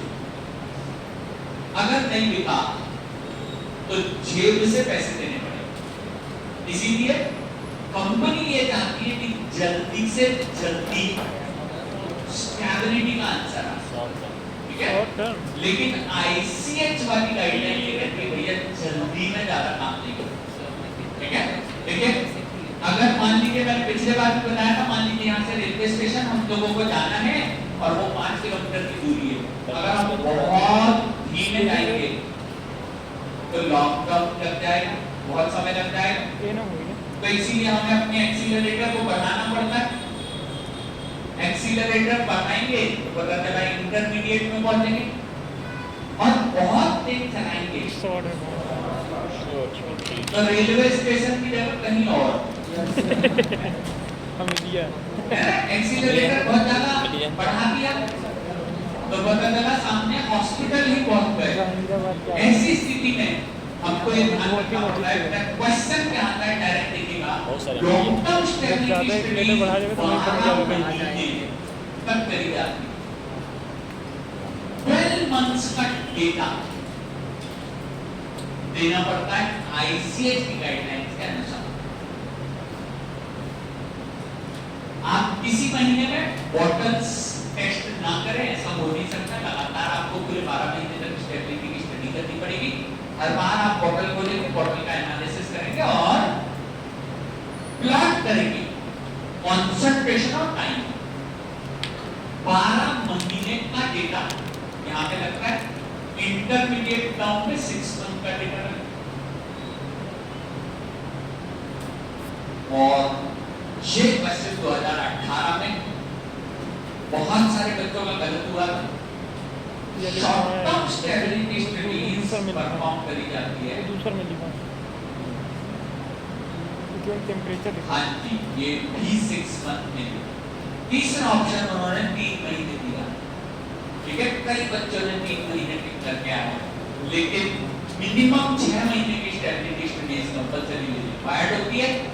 यहाँ पे types of stability studies complete हो गया। अब अपन चलते हैं स्टोरेज कंडीशंस। बस इतना ही है और कुछ नहीं, इसके अलावा कुछ नहीं पढ़ना।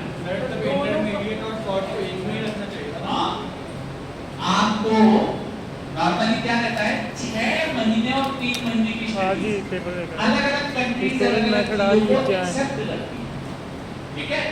अगर आप चला रहे हैं गाड़ी इंटरमीडिएट में तो वहां पे क्या होता है, तापमान टेम्परेचर बहुत बढ़ाना नहीं पड़ता, फिर भी 6 महीने की स्टडी करनी पड़ती है।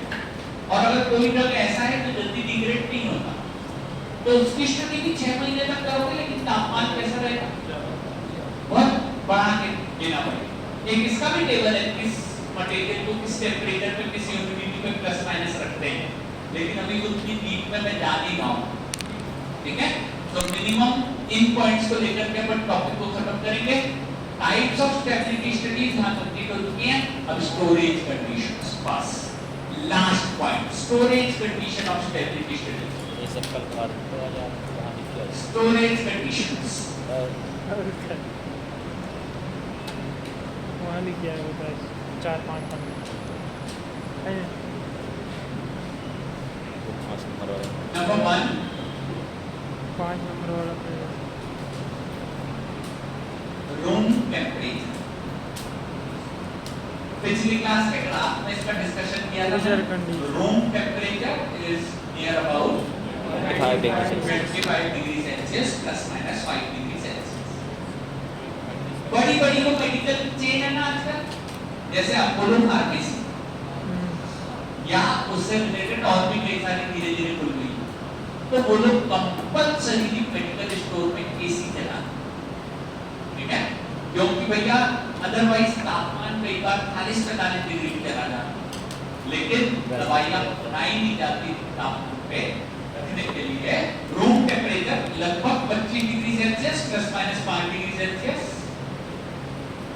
ये उनकी स्टोरेज कंडीशन होती है, जिसमें लिखा रहता है to be stored in room temperature, वो इस तापमान पे स्टोर करी जाती है। सेकंड की बात करते हैं, टू बी स्टोर्ड इन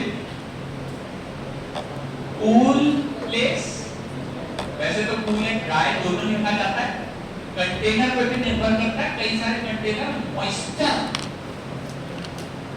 में आर-पार निकल जाते हैं, उनके बारे में भी चर्चा करने की बात है। यहां हम बात कर रहे हैं कूल प्लेस। कूल प्लेस होते हैं 8 से लेकर के 25 डिग्री सेल्सियस। ये क्वेश्चन बहुत पहले आते थे, सन 2012-13 तक बहुत कई बार आते थे, इजी क्वेश्चन थे। पहले बहुत ज्यादा डिटेल नहीं होती थी, इंटरनेट था नहीं, तो डायरेक्ट बुक से उठ करके उतने क्वेश्चन आते थे जिनका बुक ने दिया है। अब थोड़े से लॉजिकल क्वेश्चन पढ़ रहे हैं। तीसरे नंबर पे चलते हैं, cold place, technical cold place, इसका नियम है 2 से 8 degree Celsius. Fridge, fridge medical store की कंपल्सरी रिक्वायरमेंट। यहाँ क्या क्या रखा जाता है देखिएगा, यहाँ पे आपको रखने पड़ते हैं पूरे बायोलॉजिकल प्रोडक्ट्स इंक्लूडिंग ब्लड। ध्यान रखना, ब्लड को आप ज्यादा गर्मी में रखोगे तो क्लॉट हो जाएगा, और ब्लड को आपने जमा दिया तो उसके अंदर का पानी बर्फ बन जाता है, प्लाज्मा खराब हो जाता है, ब्लड खराब हो जाता है, ठीक है। इसको हमेशा मिल्क आप फ्रीजर में नहीं रख सकते, उसको आपको रखना फ्रिज में ही पड़ेगा, ठीक है। आगे चलते हैं, यहाँ पे कोल्ड प्लेस के बाद पर बात करते हैं फ्रीज में, ये आखिरी है फ्रीज। तुम्हारे लिए दूसरी बुलाया हमने, देखा इसका मतलब होता है बिलो 0 डिग्री सेल्सियस। तुम उसको देखा करो, मैं इसको देखा, तुम्हारे लिए मंगवाया अमेरिका। -20 डिग्री सेल्सियस ये तापमान, इसको फ्रीज करके रखा जाता है। ये तापमान कोई खास मुश्किल तापमान नहीं है। इस तापमान में बड़े ही आराम से जैसे अपनी अभी आइसक्रीम के जो कंटेनर्स होते हैं ना, वो भी इसी तापमान के लगभग चले जाते हैं। वो कंप्रेसर जो रहता है उतना ठंडा कर देता है। इसके अंदर कई बार ऐसी चीजें रखी जाती हैं जिनको स्पोर्स की तरह पे ड्राइनेस के साथ रखना होता है, ठीक है। यहाँ पे रूम टेम्परेचर के टेम्परेचर वाली कंडीशन भी खत्म हो गई। पिछली क्लास में मैंने आपको एक्सीलरेटेड स्टेबिलिटी स्टडी पढ़ाई थी। एक्सीलरेटेड स्टेबिलिटी स्टडीज का एक क्वेश्चन आ चुका है टीपेट में, इसलिए उसका एक छोटा सा यहीं पे लिखेंगे, limitation of short term stability studies, limitation of short term stability studies, limitation of short term stability studies, limitation of short term stability studies. क्या कोई ये बता सकता है कितने महीने के लिए करी जाती है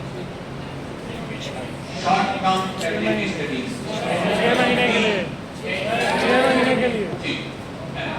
ये क्वेश्चन बहुत गलत होता है, इसलिए 2 बार प्रैक्टिस करानी। शॉर्ट टर्म स्टेबिलिटी स्टडीज की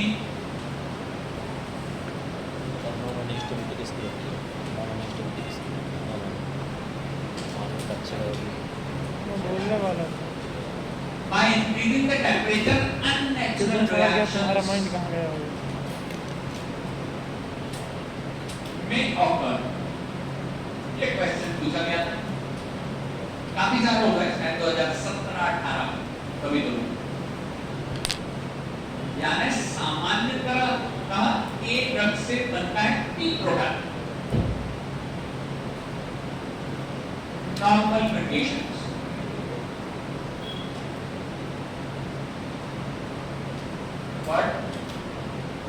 एक्सीलरेटेड कंडीशंस में ये बन जाता है ई स्टार प्रोडक्ट।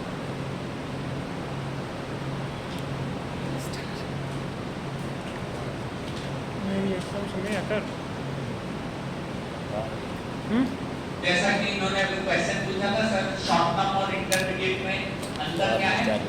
तो शॉर्ट टर्म स्टेबिलिटी स्टडीज में टेम्परेचर बढ़ाया जाता है, जिसको कहते हैं एक्सीलरेट करना, रिएक्शन की स्पीड को बढ़ाना। कल एक नियम देखा था, कितना तापमान बढ़ाने पे स्पीड डबल हो जाती है? वेरी गुड बेटा, बिल्कुल बढ़िया। कम बच्चे आंसर दे रहे हैं, लेकिन ठीक है। 10 डिग्री सेल्सियस बढ़ाने पे डबल हो जाती है स्पीड। यहाँ पे भी हम उसी चीज की बात कर रहे हैं बेटा। स्पीड डबल होने से रिएक्शन किसी दूसरी डायरेक्शन में चली जाती है।